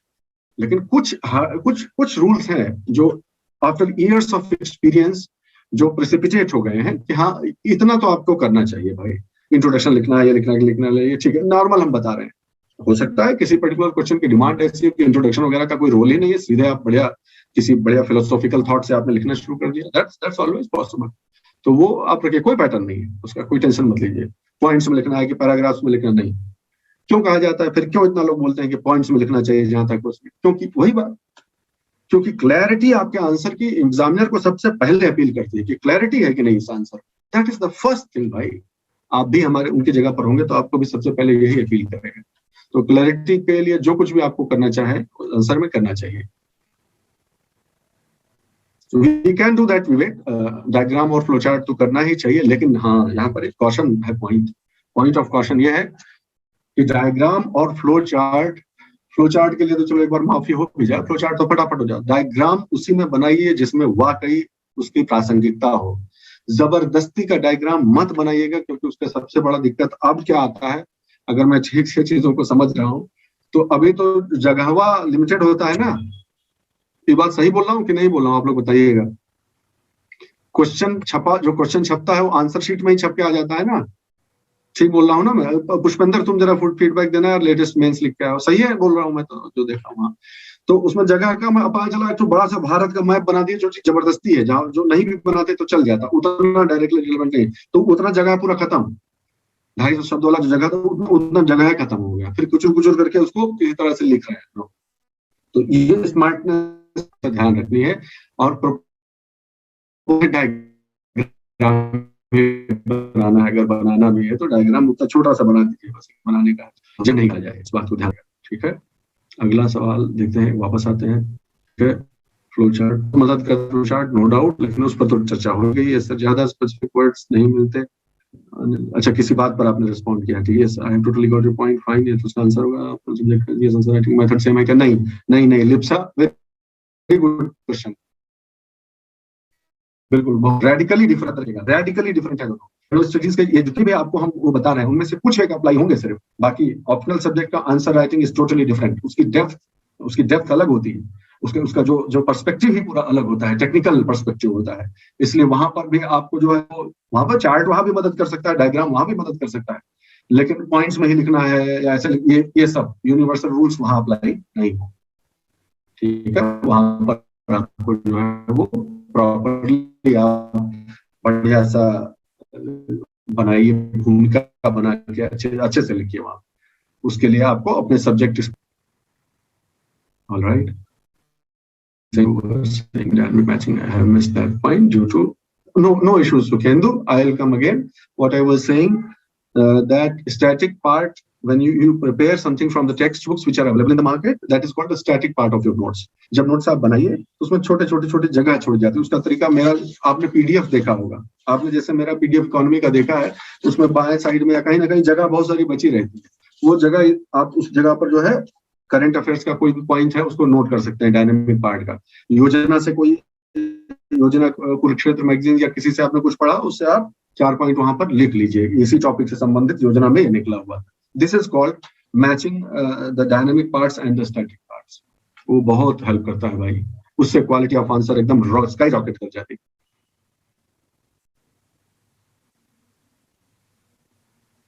All right, please add me in the group, Anil. Okay, देखते हैं आप भाई, जो भी जिम्मेदार लोग अपने बाकी है, मतलब ऑफिस बेयरर्स हैं जो इस ग्रुप के, वो अनिल जी की रिक्वेस्ट को देखिए कि please add me in the group, इन्होंने लिखा हुआ है, तो देख लीजिए कैसे क्या होना है। और भी पार्टिसिपेंट्स ने, किसी ने हैंड रेज किया, मैं वापस चलता हूँ। तो वही है, 3 तो वही है, और एक एक्स्ट्रा हैंड का है भाई सुखेंदु, शायद यही पूछना चाहते थे, फिर भी कंफर्म कर लेते हैं। हाँ सुखेंदु, मैंने आपको अनम्यूट कर दिया है। बताइएगा। Hello, yes sir. In UPSC mains, one question was asked about the Bose-Einstein condensation, the work of S.N. Bose, and how it is revolutionized the physics. Right. Sir, how I will approach the answer? And sir, as I have done physics honors, can I write in details about the Bose-Einstein condensation, particularly this type of theoretical question, sir? बहुत बढ़िया। What a fantastic question. It will benefit all of us. I think everybody is clear on the question. If not, I'll elaborate it. He's asking that there has been a question of this kind, which is slightly technical in nature. And that is, what is the contribution of Bose or Einstein, और किसी का भी पूछ ले, for that matter, किसी का भी पूछ ले कि इनका क्या योगदान रहा है, ठीक है, साइंस के क्षेत्र में। तो आप बताइए कि वो क्यों पूछ रहा है सवाल, वो सवाल क्यों पूछ रहा है? क्योंकि वो रिवोल्यूशनरी टेक्नोलॉजी थी इसलिए, वो रिवोल्यूशनरी रिसर्च था इसलिए नहीं। बात बहुत आराम से समझिएगा इसको, डिफरेंस को। वो एक रिवोल्यूशनरी रिसर्च था इसलिए नहीं, क्योंकि वो एक रिवोल्यूशनरी टेक्नोलॉजी को लेकर आया इसलिए। तो आप सबसे पहला हमेशा जब भी जीएस जनरल स्टडीज में इस तरह के सवाल पूछे जाए, ध्यान रखें कि अल्टीमेटली इसको यूपीएससी जब नोटिफिकेशन निकालती है तो जनरल स्टडीज ही लिखता है अभी भी। तो जनरल स्टडीज का आंसर जनरल पर्सपेक्टिव से हमेशा दिया जाता है, साइंस को कम और टेक्नोलॉजी के एप्लीकेशन एस्पेक्ट को ज्यादा उभारिए कि इनका ये कंट्रीब्यूशन था, ये कंट्रीब्यूशन। उसमें हमको ये नहीं लिखना है कि उन्होंने इस पर्टिकुलर मेथड को यूज करते हुए ये रिजल्ट्स अचीव किए जिनको कि बाद में इंडस्ट्री में इस तरह से अडॉप्ट किया गया। नहीं, सीधे वहीं पे आ जाइए कि इनका जो कंट्रीब्यूशन इस चीज के लिए याद रखा जाएगा जिसके की जो अनुप्रयोग है आज की दुनिया में जो है ये फलाना फलाना फलाना है। सीधे आपको टेक्नोलॉजिकल और अप्लाइड एस्पेक्ट पे आ जाना है। इस पर आप रेस्ट एश्योर्ड, अगर आप उस पर्टिकुलर सब्जेक्ट के पढ़े लिखे हुए हैं, जैसे फिजिक्स का क्वेश्चन है, इस ट्रैप में कभी फंसिएगा मत कि लाओ मैं इसके टेक्निकल एस्पेक्ट्स में अच्छे से इलैबोरेट कर देता हूँ। नहीं, सीधा क्या कंट्रीब्यूशन पूछा गया तो सिर्फ कंट्रीब्यूशन टू हुम, आप सवाल ही कर लीजिए ना, आप सवाल ही कर लीजिए उस पर कि अगर पूछता है कि इनका क्या कंट्रीब्यूशन रहा है तो कंट्रीब्यूशन टू हुम, तो कंट्रीब्यूशन टू द वर्ल्ड ना, कुल मिलाकर अल्टीमेटली उनका योगदान किसके प्रति पूछा जा रहा है, मानव सभ्यता के लिए क्या योगदान है, घुमा के यही है। तो आप मानव सभ्यता आप खुद बन जाइए कि अगर आप एक आम इंसान है, आपकी जिंदगी में उनके किए हुए काम ने या थॉट प्रोसेस में जो सोसाइटी का थॉट प्रोसेस उसने क्या कंट्रीब्यूशन किया है, उस एस्पेक्ट से आप लिखेंगे तो आपको बढ़िया रहेगा।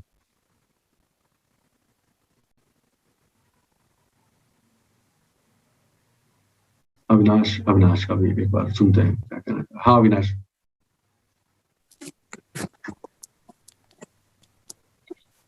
प्रणाम सर। आशीर्वाद, बताइए। सर अभी जो कुछ देर पहले ऋषभ पांडे भाई ने एक क्वेश्चन पूछा था ग्लोबल वाला, यस, तो सर उसको सुनते हुए मुझे एक को लास्ट ईयर मैंने इस पे एक पढ़ा था और पाकिस्तान के डॉन की रिपोर्ट भी थी ये। हाँ। तो मैं जानना चाहता हूँ कि क्या हम इसे यूज कर सकते हैं अगर वो इंडिया के कॉन्टेक्स्ट में सिर्फ बात नहीं कर रहा है। तो उसने डॉन ने रिपोर्ट किया था सर, हाँ, कि क्योंकि पाकिस्तान एक डेड ट्रैप में फंस चुका है, यस, और अब क्या कर रहा है कि चाइना उसको अपनी किसी तरह से कॉलोनी समझ रहा है। तो वहाँ के सोशल एस्पेक्ट में चेंज ये आ रहा है कि जो चाइनीज ऑफिशियल्स उसमें ग्वादर पोर्ट वगैरह के काम में लगे हुए हैं, वो पाकिस्तान में एस्टेब्लिश हो रहे हैं, वहां पे घर बना रहे हैं, रह रहे हैं, पाकिस्तान में शादियां कर रहे हैं, फिर उसके बाद वो पाकिस्तान की उन लेडी को छोड़ के चले जा रहे हैं। Alright, okay. तो ये हो रहा है पाकिस्तान का जो पूरा एक एथनिक आइडेंटिटी है और जो वहाँ की कल्चरल आइडेंटिटी है, वो सब इस इंसिडेंट से चेंज हो रहा है। यस, बहुत बढ़िया एस्पेक्ट है। और क्योंकि इंडिया के कॉन्टेक्स्ट में नहीं पूछा जा रहा है, लेकिन और आप इस पर्टिकुलर एग्जांपल का, ऐसे कई एग्जांपल्स का आप इस्तेमाल कर सकते हैं, बिल्कुल फ्रीडम है। ध्यान ये रखना है कि जो एग्जांपल साइट हो उसका क्वेश्चन से फर्स्ट डिग्री कनेक्शन होना चाहिए, first degree, second degree connection नहीं हो कि क्योंकि ऐसा हो इससे फिर कल्चर हुआ उस पर्टिकुलर इंसिडेंस, वो इंसिडेंस जो है वो खुद कल्चरल आइडेंटिटी का सीधा सीधा जो है वो हत्या हो रही हो, क्योंकि ऐसा हुआ फिर इसकी वजह से ये हुआ, इसलिए कल्चरल आइडेंटिटी खतरे में है, नहीं हुआ। ठीक है, ये एग्जाम्पल तुमने ठीक ही दिया, लेकिन ये हमेशा के लिए ध्यान रखना है, फर्स्ट डिग्री कनेक्शन हमेशा इस्तेमाल किया जाता है। एक ही ऐड करता हूँ इसमें सर ये बात कर रहे हैं इंटरनेशनल रिलेशन की, जो PSIR में भी काम आता है और अपने GS में काम आता है, और दोनों का स्तर एक ही, कोई फर्क इस तरह का है नहीं। इंडिया का जितना इंटरेस्ट है उसको ध्यान में रखना हमेशा। जी सर। जो आपका इंटरनेशनल रिलेशन है, चाहे वो इंटरव्यू का हो, PSIR का हो या GS का हो, सारा का सारा आपके इंडिया के संबंधों को लेके है।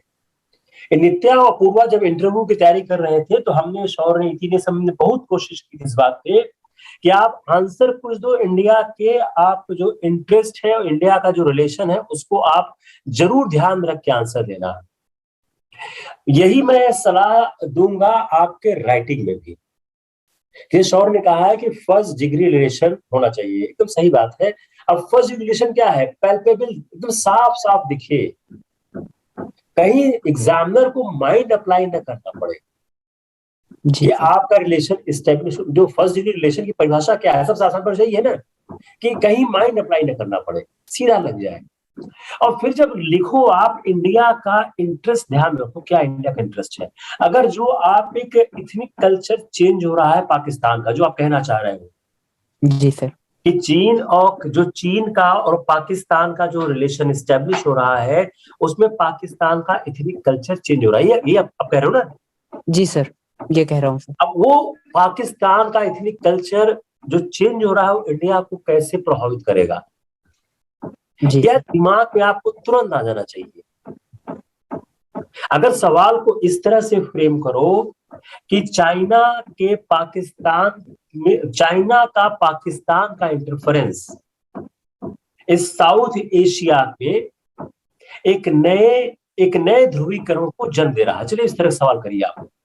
तो अगर आप इसको देखें तो साउथ, जो चाइना और पाकिस्तान के संबंधों से जो एक नई संस्कृति विकसित हो रही है वह भारत को कैसे प्रभावित करेगी। अगर आप मौर्य काल में जाएं, चाणक्य को पढ़े या मौर्य काल की देखें तो क्या बोलते थे? एक संस्कृति में दूसरी संस्कृति का प्रवेश ध्यान से कराना चाहिए। ये चाणक्य ने बहुत बार कहा हुआ है कि कभी जब दूसरी संस्कृति आती है तो पहली संस्कृति को प्रभावित पहले नहीं करती है, पहले वो स्थान मांगती है, स्थान मांग के उसको प्रभावित करती है, फिर क्या कहती है? आपका स्थान है, मेरी संस्कृति हो गई। तो अगर आप इस कॉन्सेप्ट को समझने की कोशिश करिए कि संस्कृति प्रवेश करती है, पहले स्थान मांगती है, फिर अपना स्थान बनाने लगती है, फिर आधिपत्य का दावा करती है। अगर इस दृष्टिकोण में ध्यान रखकर आप कहें कि जो चाइना और पाकिस्तान के मध्य संबंधों से जो संस्कृति बनेगी वो पाकिस्तान को प्रभावित करेगी नहीं करेगी अलग प्रश्न है, भारत को जरूर प्रभावित करेगी। Yes sir, thank you so much sir, thank you.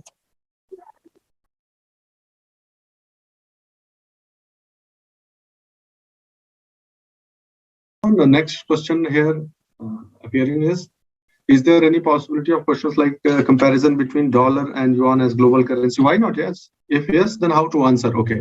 All right. अगर मुझे अभी I am not very good at dates, लेकिन अगर मुझे ध्यान है तो China has been trying for this that yuan should become the global currency, and last year का ये news item भी है, इस पर बहुत डिस्कशन हुआ था। ये CNBC या किसी जो इकोनॉमिक फाइनेंशियल टाइप के चैनल्स होते हैं ना, ये इस पर ये इसमें न्यूज आई हुई है CNBC पर, सर्च करिएगा आप तो मिलेगा। तो इस तरह के सवाल आ सकते हैं, और लेकिन इस तरह का डायरेक्ट वो पूछने के बजाय वो ये पूछ सकते हैं कि जो है इसमें इंडियन पर्सपेक्टिव, इंडियन इम्प्लीकेशंस क्या होंगे, है ना? कि मान लीजिए इन्हीं क्वेश्चन को मैं रीफ्रेम करता हूँ। Yes sir.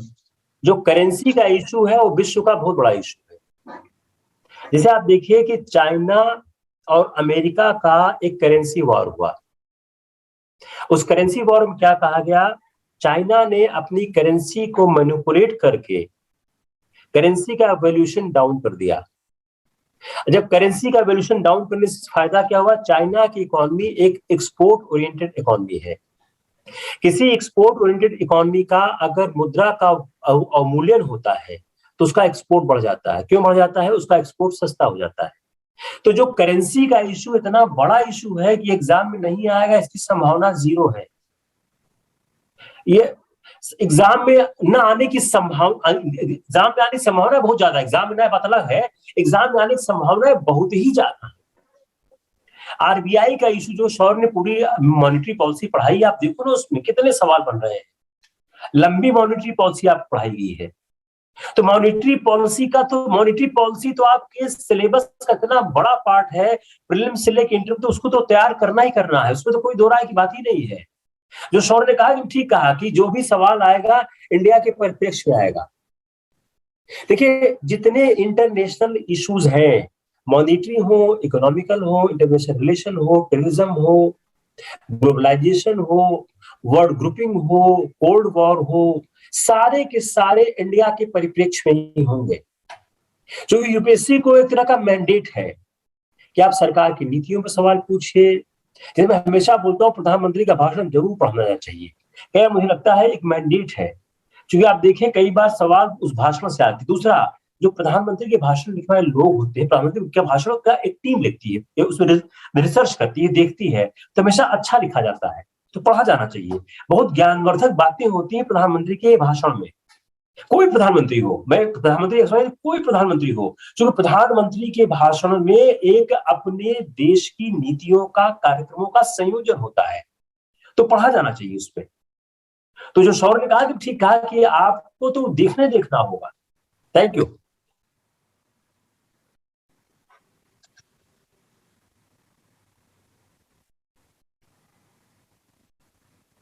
युवान डिप्लोमेसी जैसे देखिए शब्द जो है कितना बढ़िया बढ़िया सब यूज कर रहे हैं।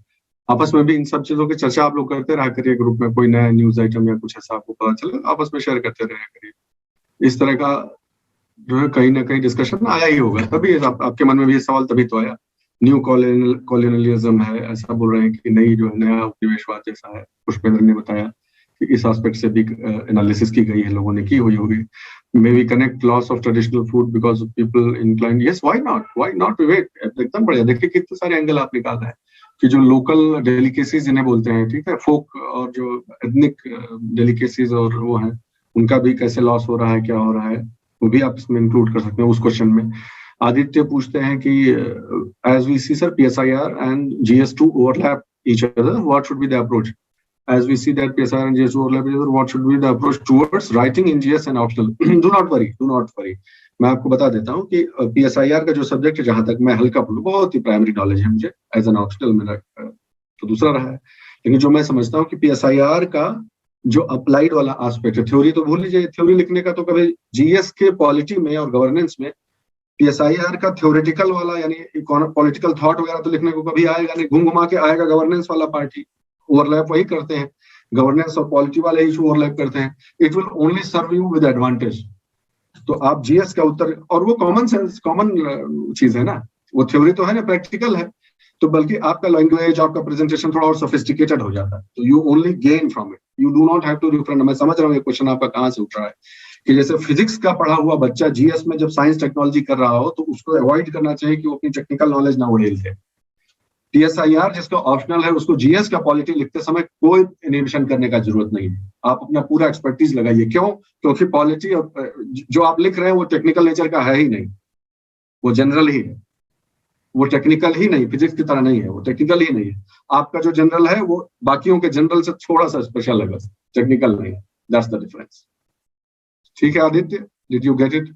तो वो आपको अच्छा ही रहेगा, आपका PSIR का अगर कोई एक्सपोजर है और आप अच्छे से 2-4 एग्जांपल अच्छे दे सकते हैं, क्विज लॉ आपको याद है कोई जो है, वैसे तो मैं बहुत ज्यादा नहीं पढ़ता इन चीजों में, बस आप इतना इंडिकेट कर दीजिए कि केशवानंद भारती के केस में तो GS वाले को याद रहता है, आपको कोई और 1-2 याद है एक्स्ट्रा तो आप यूज कर सकते हैं, कोई ऐसा इशू नहीं, वो हेल्प करता है, उसमें ऐसा कुछ नहीं। क्योंकि सब आम जजमेंट किसके लिए लिखा जाता है? सुप्रीम कोर्ट का जजमेंट किसके लिए होता है? स्टैट्यूट जो लिखा जाता है, संविधान किसके लिए है? आम आदमी के लिए है। फिजिक्स आम आदमी के लिए है नहीं, टेक्नोलॉजी है, इसलिए वहां पर डिस्टिंक्शन करना जरूरी है। फिजिक्स, केमिस्ट्री, बायोलॉजी पढ़े हुए बच्चे के लिए, PSIR पढ़े हुए के लिए GS में कोई सावधानी सतर्कता रखने की जरूरत है, बस उतनी सतर्कता रखिए कि वहां का कोई थिंकर उनकर का यहाँ नाम न लिखने लगे, अननेसेसरी हो जाए। That's what I feel. ये लिमिटेड स्कोप में मैं आंसर खाली दे रहा हूं अभी। Is that okay? Aditya? I am open to auxiliary questions also, no don't worry. Yes, even मेरा नहीं सेटिस्फाई होता है फिर आप काउंटर क्वेश्चन करना चाहते हैं, you are most welcome, no problem. But I think we have done justice with today's time. And Pushpendra फिर से हाथ उठाया, मैं जानना चाहूंगा अगर हो सकता है कुछ कहना चाह रहे हो। पुष्पेंद्र आप बोल सकते हैं, आई थिंक, या पहले वाला ही है सर? हाँ बताइएगा। Hello sir. Yes Pushpendra sir, वो एमएसपी वाला जो मैं क्वेश्चन सेंड किया उसको बहुत बढ़िया, thank you for bringing it to our notice again. MSP वाले में जैसे एक एग्जांपल आपने कहाँ भेजा है? आपने टेलीग्राम ग्रुप पे भेजा है ना? 1 मिनट रुको, बस 1 मिनट रुक जाओ, हम इसको स्क्रीन पर ले आते हैं। डेडिकेटेड ग्रुप में ही भेजा है शायद आपने एमएसपी वाला।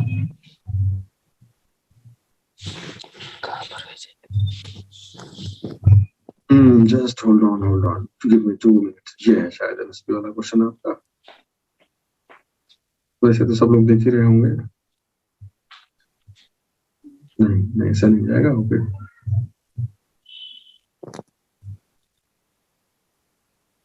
जस्ट मिनट, हो रहा है, डोंट वरी।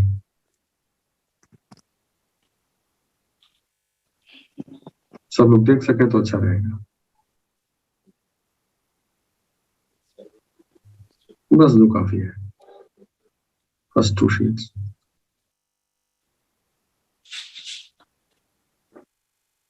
चलो थर्ड भी कर देते हैं। All right, we are good to go now. I will be sharing it.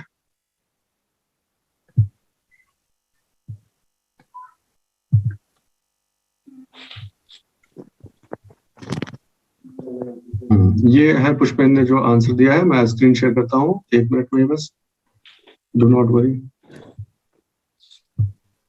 और फिर हम देखते हैं।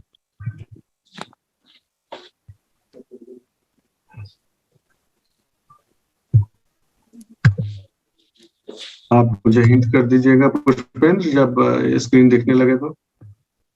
Yes sir. दिख रही है तो 1 मिनट रुक जाओ, अपने व्हाट्सएप पे ले लिया है मैंने। हाँ, आप लोगों को दिख रहा है? Yes sir, screen, yes sir. ठीक है, तो इसको 1 मिनट, चलो परीक्षण कीजिए। मिलाकर है कि परीक्षण कीजिए लिखा हुआ, एमएसपी के गुण व दोष का परीक्षण कीजिए। वैसे तो 200 शब्द का शायद आता नहीं, 150 या 250 का आता है, कोई बात नहीं, डजंट मैटर, हम कर लेते हैं, खाली देख लेते हैं। पहला पैराग्राफ जैसे देखिए क्या है, तो पहले क्वेश्चन को समझ लेते हैं। एमएसपी यानी मिनिमम सपोर्ट प्राइस जो है, इसके गुण व दोष का परीक्षण कीजिए, एग्जामिन करना है आपको। यानी आपको वैसे तो गुण दोष लिखा ही हुआ है, लेकिन सिर्फ परीक्षण लिखा होता, आप, मैं जो कहना चाह रहा हूँ वहां तक पहुंचिए आप। अगर सिर्फ लिखा होता कि एमएसपी की एक राजकीय नीति के रूप में इसका परीक्षण कीजिए, एमएसपी का कीजिए राजकीय नीति के रूप में, गवर्नमेंट के पॉलिसी के तौर पे एमएसपी को एग्जामिन करिए। अगर ऐसा आ जाता, गुण दोष ना भी लिखा हो तो, क्योंकि वर्ड एग्जामिन यूज हुआ है इसलिए आपको गुण और दोष दोनों लिखने ही है। That's first point. ठीक है भाई, किस तरह का क्वेश्चन, चलिए आ जाते हैं कि किस प्रकार का ये क्वेश्चन है। पहले भाई किस फील्ड से आया है, तो ये किस फील्ड से आया है भाई? ये सोशियो इकोनॉमिक और पॉलिटिकल, इसमें 3 एंगल बनेंगे कि पॉलिटी का भी इसमें एक एस्पेक्ट है, इकोनॉमी का भी एस्पेक्ट और सोसाइटी का तो है ही। और करंट भूल मत जाइएगा कि करंट से ही तो ये सवाल उठा ही इसलिए क्योंकि करंट में करंट इवेंट्स के तौर पे जो है किसानों का आंदोलन और ये सब चीजें चल रही थी। ठीक है, तो ये बैक ऑफ द माइंड रख लिया कि ये इतने एस्पेक्ट टच कर देने हैं मुझे आंसर में। अब चलते हैं कि क्या इंट्रोडक्शन लिखा जाना चाहिए भाई। तो जैसे देखो पुष्पेंद्र ने लिखा है कि एमएसपी अर्थात न्यूनतम समर्थन मूल्य वह कीमत होता है, इसको होती ही होना चाहिए, वह कीमत होती है जिस पर सरकार किसानों से एफसीआई के माध्यम से खाद्यान्न खरीदती है। Fine, this is introduction. और उसके बाद आप एमएसपी के गुण और दोष पे सीधे चलेंगे।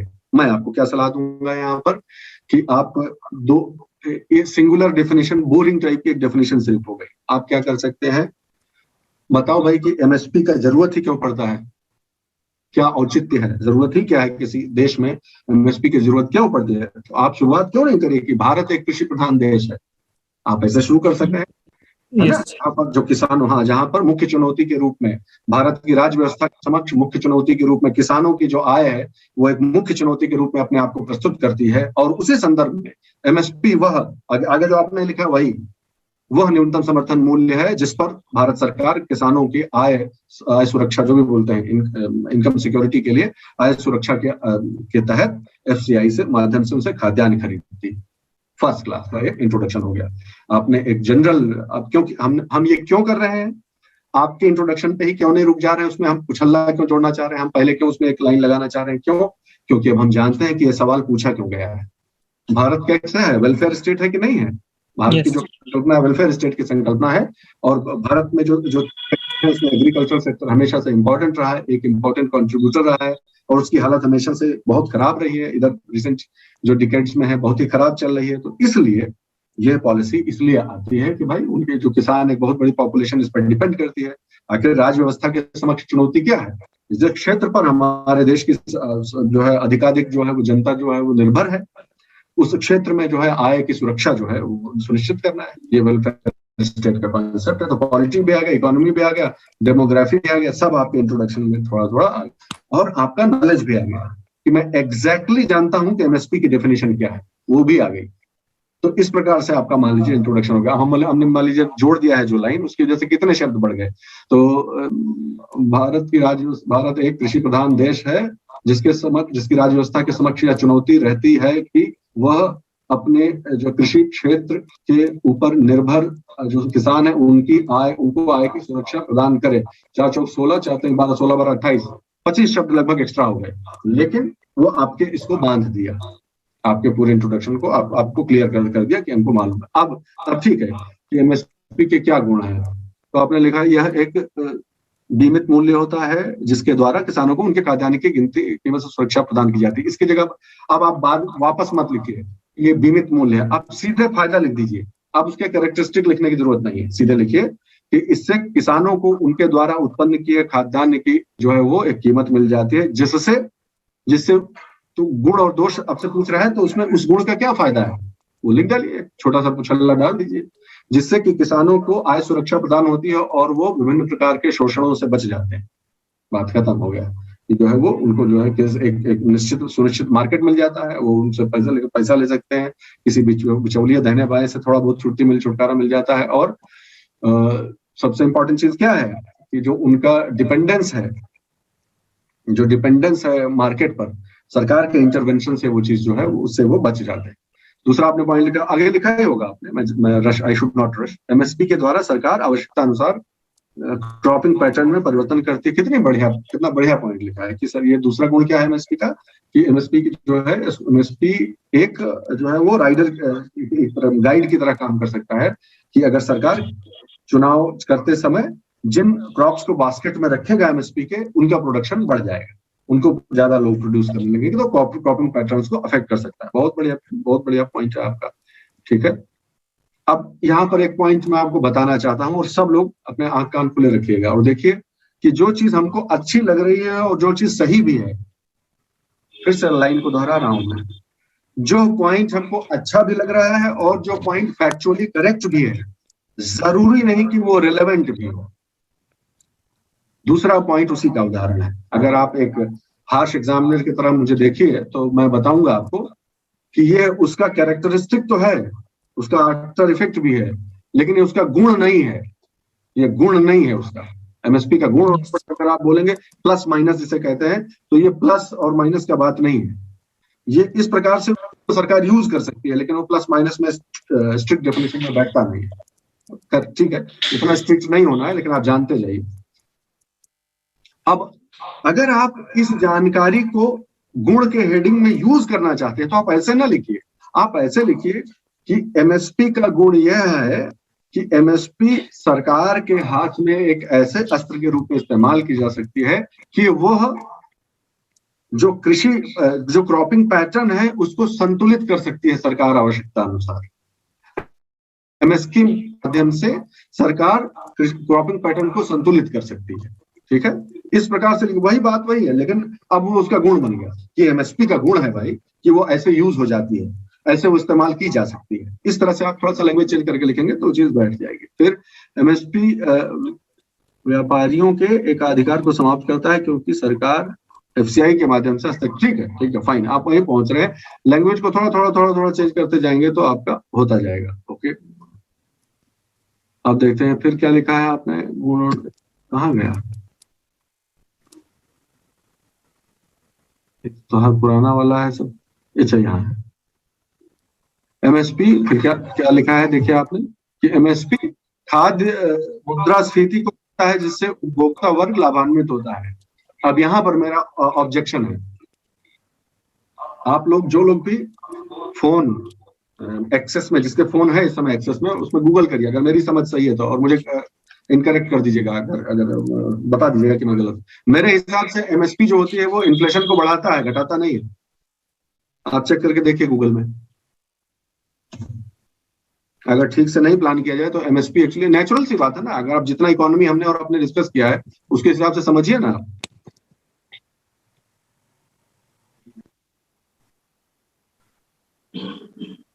सोच कर देखिए, आपको तुरंत ही आंसर मिल जाएगा।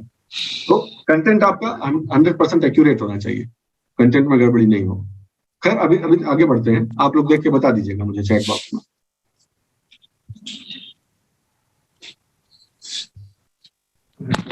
मेरे हिसाब से नेचुरल सी बात है भाई, आप सरकार अगर किसी को मार्केट प्राइस अवेलेबल करा रही है जो उसका कॉस्ट है, कॉस्ट से 1.5 गुना अगर उसको वहां प्राइस मिल रहा है तो बढ़ नहीं जाएगा प्राइस। और रूल अलग हो गया ना, सरकार सब लोग वहीं जाके बेच देगा, पूरा मार्केट में काहे बेचेगा? मार्केट में सस्ते में बेचेगा कोई? सस्ते में मिलेगा किसी को? मार्केट में नहीं मिलेगा। सब एमएसपी जहां मिल रहा है वहां पर सब सरकार को दे देगा और पब्लिक डिस्ट्रीब्यूशन सिस्टम का हिस्सा हो जाएगा कि नहीं हो जाएगा। तो बहुत सारे एस्पेक्ट हैं जो सोचने चाहिए। खैर आगे बढ़िए। फिर आपने दोष बता दिया, सरकार एमएसपी लगभग 25 फसलों पर घोषित करता है जबकि देश में 400 से लिमिटेशन हो गई। मतलब आप ये कहना चाह रहे हैं कि लिमिटेशन है कि एमएसपी ठीक है, अभी सीमित क्रॉप्स पर ही। 2017 के एक सर्वे में पाया गया कि भारत के 50% में से जो एमएसपी के बारे में बिक गया है, सरकार की सब्सिडी खर्च परिणाम स्वरूप राजकोषीय घाटा बढ़ जाता है। सब्सिडी कर देंगे तो ठीक है, कह सकते हैं एमएसपी पे खर्चा कर देगी सरकार तो ये दिक्कत हो जाएगी। पारिस्थितिकी तंत्र पर नकारात्मक प्रभाव पड़ता है, उर्वरक का अधिक उपयोग हुआ। इसको आपको क्लैरिफाई करना पड़ेगा। पारिस्थितिकीय तंत्र पर जो आप दुष्प्रभाव बता रहे हैं उस पर आपको ये बताना पड़ेगा। आप मेन चीजें कहनी पड़ेगी कि अगर एमएसपी, आप मेन लाइन जरूर उसमें लिख दीजिए। इसीलिए हमने वो इकोनॉमी के क्लासेस में घिसाई की है अपनी और आपकी, ताकि आप टेक्निकल टर्म्स को थोड़ा बहुत तो यूज कर सकें। आप लिखिए कि एमएसपी जो है that may lead to price distortion in the market. अब आप प्राइस डिस्टॉर्शन शब्द का इस्तेमाल, ये मैं कहना चाह रहा हूँ, ठीक है। फिर आप कहते हैं पारिस्थितिकीय तंत्र पर जो है नकारात्मक प्रभाव, तो कैसे डालना है ये आपने नहीं बताया। उर्वरक का अधिक प्रयोग, ये सब कहां से आ गया? एमएसपी से इसका क्या लेना देना? तो आप बताइए कि जो है एमएसपी कुछ सिलेक्टेड क्रॉप्स को फेवर करती है, और उन क्रॉप्स को, अगर वो क्रॉप्स फर्टिलाइजर इंटेंसिव क्रॉप्स हैं तो बार बार लोग वही उगाते रहेंगे और इस प्रकार जो है वो इम्बैलेंस हो जाएगा। इस प्रकार से आपको इसको एक्सप्लेन कर देना है, ठीक है। अब आपने लिखा है कि आवश्यकता है, आप वो लिख रहे हैं। देखिए अब कंफ्यूजन शायद आप लिखना चाह रहे हैं कि आवश्यकता है कि एक समिति गठित करके न्यूनतम समर्थन मूल्य के गुण दोषों पर विचार करते हुए, और फिर जो है आप लिखना चाह रहे हैं, लास्ट पैरा है ये, कि इसके गारंटी देने पर विचार किया जाना चाहिए ताकि कृषि क्षेत्र का सतत विकास हो और किसानों की आय में वृद्धि हो। ठीक है, ये जनरल कंक्लूजन है। मैं चाहूंगा कि आप इसमें समिति का गठन हो, कहीं ऐसा तो नहीं कि ऑलरेडी इस पर कोई टास्क फोर्स है और उसने अपनी रिकमेंडेशन दी हुई है, नंबर 1। नंबर 2, कहीं ऐसा तो नहीं कि किसी जो मिनिस्ट्री है, मिनिस्ट्री ऑफ एग्रीकल्चर है या फाइनेंस मिनिस्ट्री से या कहीं से भी कोई ऐसा जो है वो व्हाइट पेपर निकला हुआ ऑलरेडी है मार्केट में, या इकोनॉमिक सर्वे में या इंडिया बुक में कहीं ऐसा तो नहीं कि उसके बारे में ऑलरेडी सरकार की जो मंशा है वो लिखी हुई है। मैं चाहूंगा कि आप उससे इसका समापन करिए, उससे वो ज्यादा बेहतर उपसंहार होगा उसके लिए, रादर देन कि आप जनरल टाइप का लिख दीजिए आप। और फिर ये भी तो ध्यान रखिए कि गुण दोष के बारे में पूछा गया है, तो आप एमएसपी पे आपका कोई स्टैंड है? अगर है तो वो स्टैंड लिखिए ना, कि इतने इतने इसमें जो कुछ कमियां हैं उनको यदि सुधार दिया जाए तो जो इसकी वजह से जो फायदे हैं वो इसके नुकसान से कहीं ज्यादा हैं। इसलिए एमएसपी भारत के वर्तमान परिस्थिति में किसानों के कुछ वर्ग को, या whatever you want to say, MSP जो है वो फायदे के रूप में जारी रहनी चाहिए, जारी रह सकती है, और उसके साथ साथ इसकी कमियों को दूर कर दिया जाए। ये जो कमियां बताई गई हैं उनको अगर थोड़ा सा उनका पॉलिसी इश्यूज जो है रिजॉल्व कर लिया जाए तो as a policy measure it is a very good policy. आप अपना अपना खुद का स्टैंड लिख सकते हैं, लेकिन सबसे अच्छा है कि कोई न्यूट्रल फाइंडिंग मिल जाए। एमएसपी इतना डिबेटेड टॉपिक है कि आपको मिल जाएगा कि ये इसमें कमियां हैं, इसको अगर सुधार दिया जाए। समिति आपने लिखा है कि समिति गठित की जाए, गुण दोषों पर विचार हो जाए, लेकिन अब एग्जैक्ट थोड़ा स्पेसिफिक लिखेंगे तो ज्यादा अच्छा रहेगा। That's what I think. Rudra कुछ बोल रहा है कि न्यूट्रिशनल क्रॉप्स को एमएसपी के अंडर ला सकते हैं, कितना बढ़िया बात है। पंजाब एंड हरियाणा में क्रॉपिंग पैटर्न को चेंज कर सकते हैं। कई विलेजेस में फार्मर्स, अनिल लिखते हैं कि फार्मर्स सक्षम नहीं होने पर कई बार एपीएमसी के मना करने के बाद फार्मर्स गांव में भी इस शॉप पे कम प्राइस में सेल कर देते हैं। एमएसपी कैसे प्रभावित करेगा? हाँ, मिनिमम सपोर्ट प्राइस सिर्फ और सिर्फ कोई अनाउंसमेंट का नाम नहीं है ना। मिनिमम सपोर्ट प्राइस, ये जितना झगड़ा लड़ाई चल रहा है किस पर चल रहा है, आप समझ नहीं रहे हैं क्या? सारी लड़ाई इसी पे चल रही है ना कि एमएसपी को लेकर कानून बना दिया। एमएसपी तो है ये है, एमएसपी को लेकर कानून बनाइए that the government should be under compulsion two by it. Do you get it और नॉट? मिनिमम सपोर्ट प्राइस घोषित कर देना और उस प्राइस पे सारा फसल खरीद लेना, ये दो अलग अलग इवेंट्स हैं। सारा लड़ाई इसी चीज का हो रहा है। That's why I tell you कि स्टडी थोड़ा अच्छे से करिए तो आपको बढ़िया रहेगा। So that's what I want to say कि इस प्रकार से आप कर सकते हैं। और बहुत अभी जैसे जैसे पढ़ेंगे आप, ये तो मैं कॉमन सेंस पे बता रहा हूँ, मैं करंट अफेयर्स में बहुत अपडेटेड आदमी नहीं। मैं इस इशू को जो है करंट अफेयर्स में I am not the right person. उसमें हम सबको सरकारी गाइडेंस लेना चाहिए हमेशा।